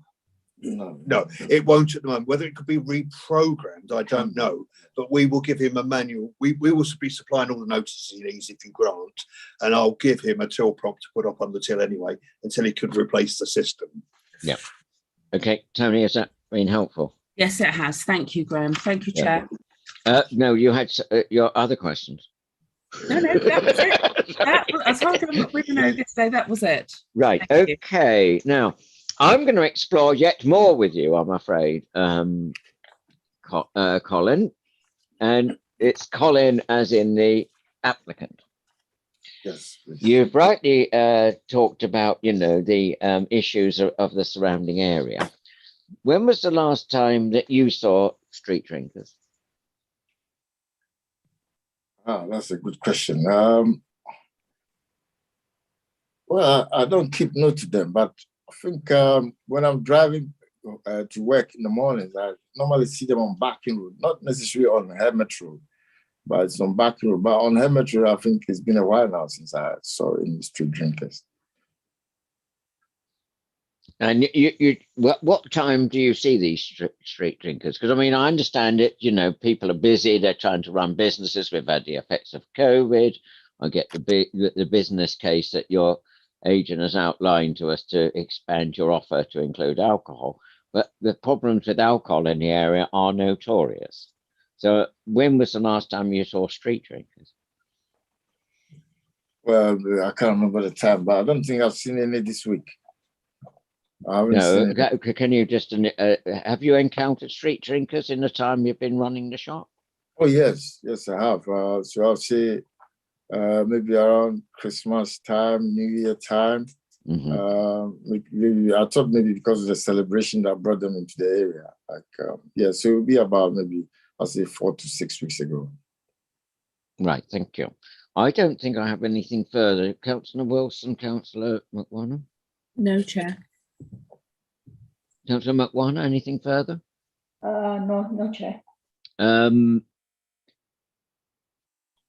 Representatives, Connell first, please. Anything to ask the agent or applicant? Thank you, Chair. Just a couple of questions. In the agenda, it's not actually got a page number, but it's the entitled Hermit Mini Market CIZ Statement and Revised Conditions. It should be page 48. There is 49 in my copy, but yeah, thereabouts. Yes, the CIZ statement. Is that to which you refer? Paragraph A et sequendum. Connell, you've gone on mute. We're having great problems here. Connell, you've clicked a mute button. You were full flow, and now we've lost you. Connell, can you re-establish connection? Can you hear me? There you go. Is that working again? Yeah, you're fine. Yeah. Sorry, I leant on the button. I know, it's so awkward. We have members who have cats walking across the screen and turning off computers and things. But anyway. On it's gone off your screen now. We're talking about the CIZ statement, page 49. There is a paragraph B of the Prevention of Crime and Disorder. There is a statement about that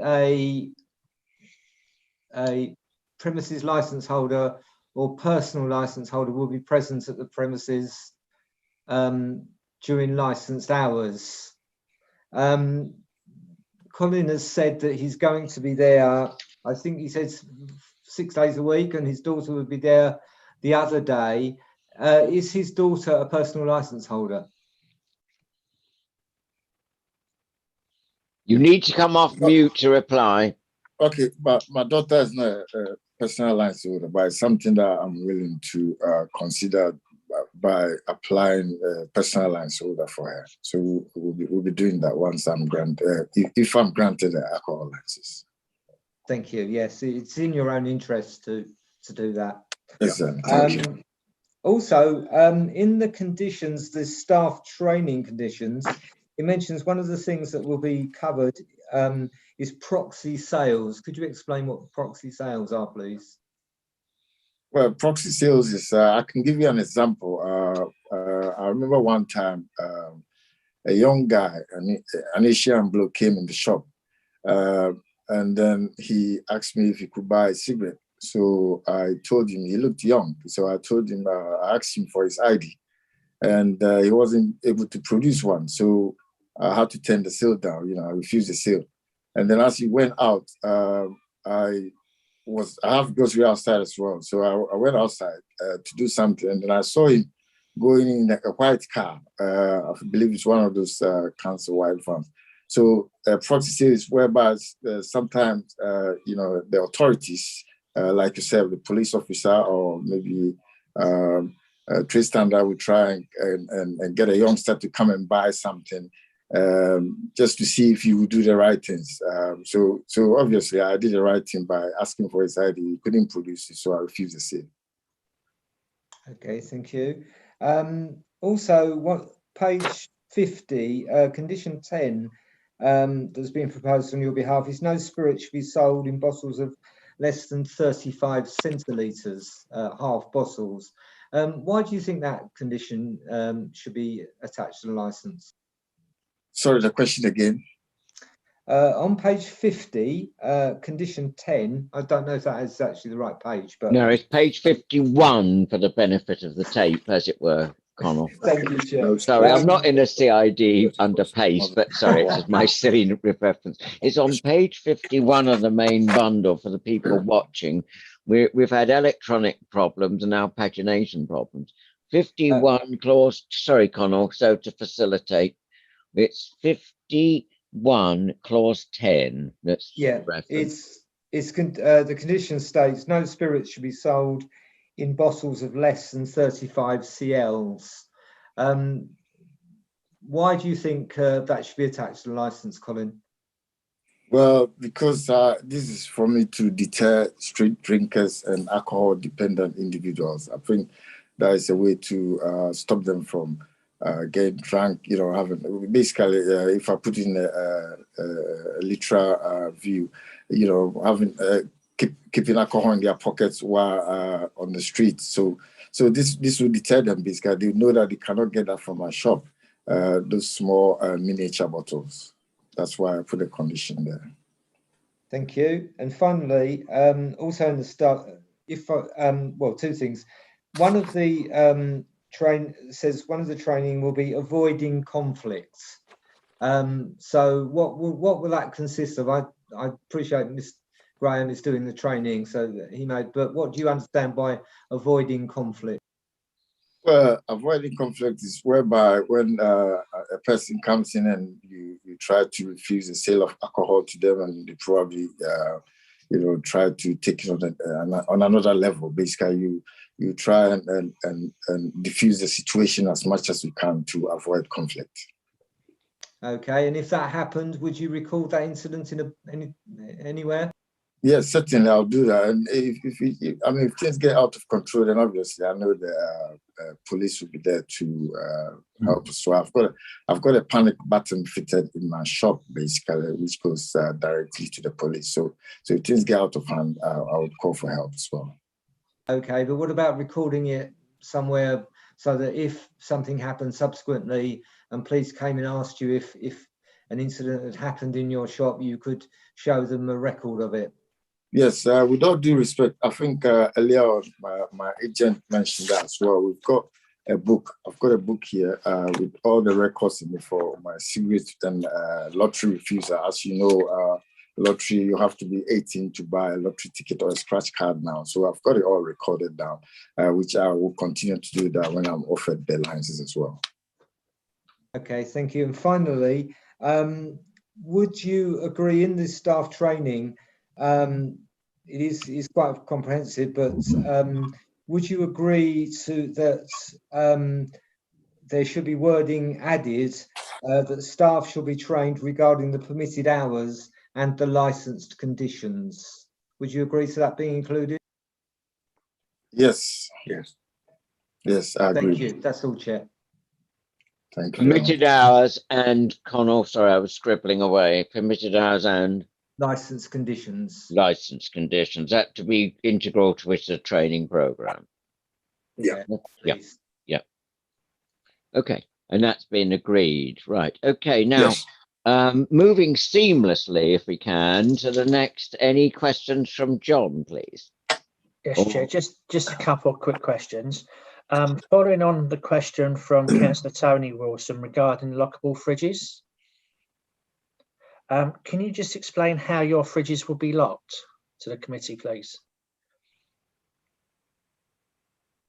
Well, two of my fridges have a key to lock it already, and the other ones I use padlock to lock the handles. So they're not a blind that comes down on the fridges, like a curtain? At the moment, I don't have a fridge like that, but it's something that's I'll probably invest in if I'm offered the license. Okay.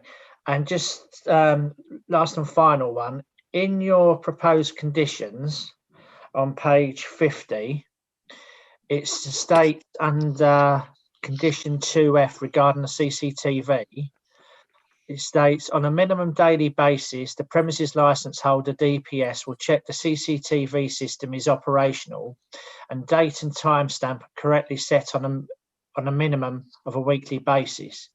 Check that the CCTV system is also correctly recording images for a minimum of 31 days and that screenshots and footage can be correctly downloaded. Details of these checks to be recorded in the appropriate section of the incident book. And on section 3, it doesn't say about recording that. So how will you record your checks of the CCTV in your incident book? How would I record my, what was the question? How would you record the checks that you have to do under that condition that Mr. Chislett's read out? How would you record them in the incident book? Well, yeah, for instance, if I refuse alcohol sale to... No, it's not. No.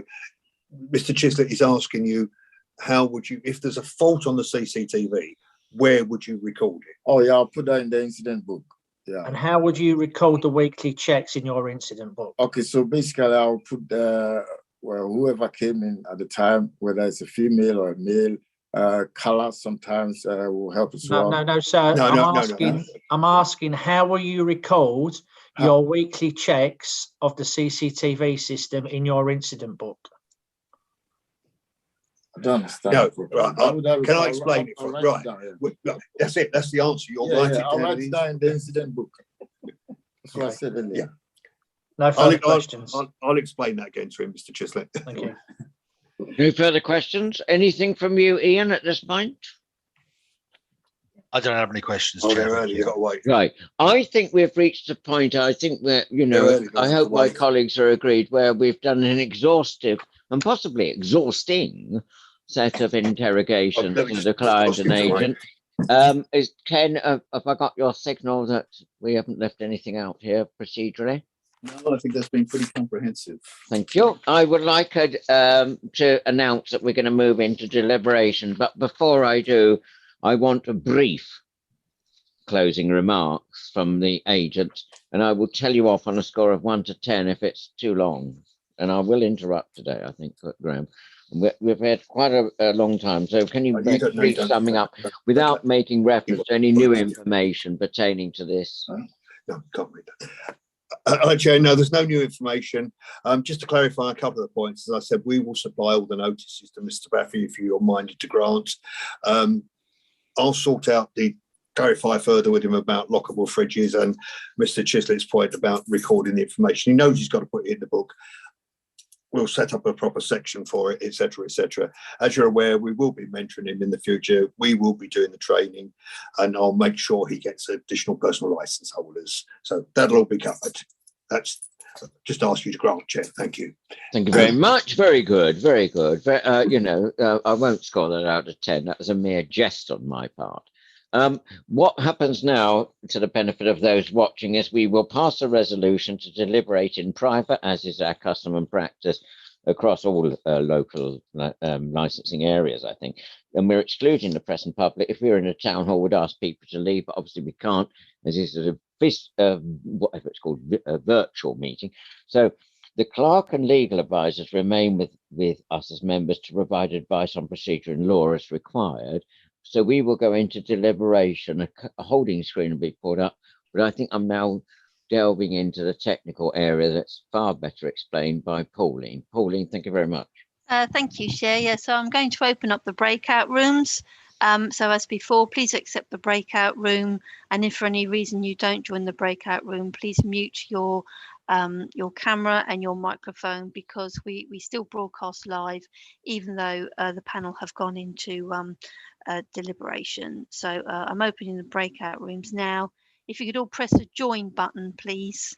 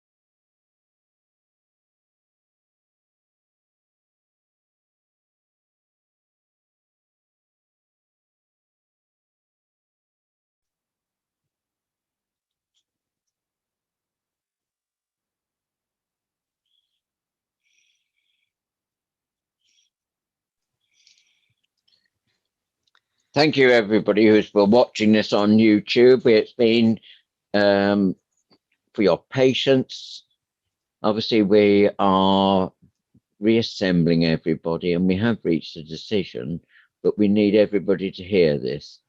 We have the 11 back in the room now, Chair. Thank you.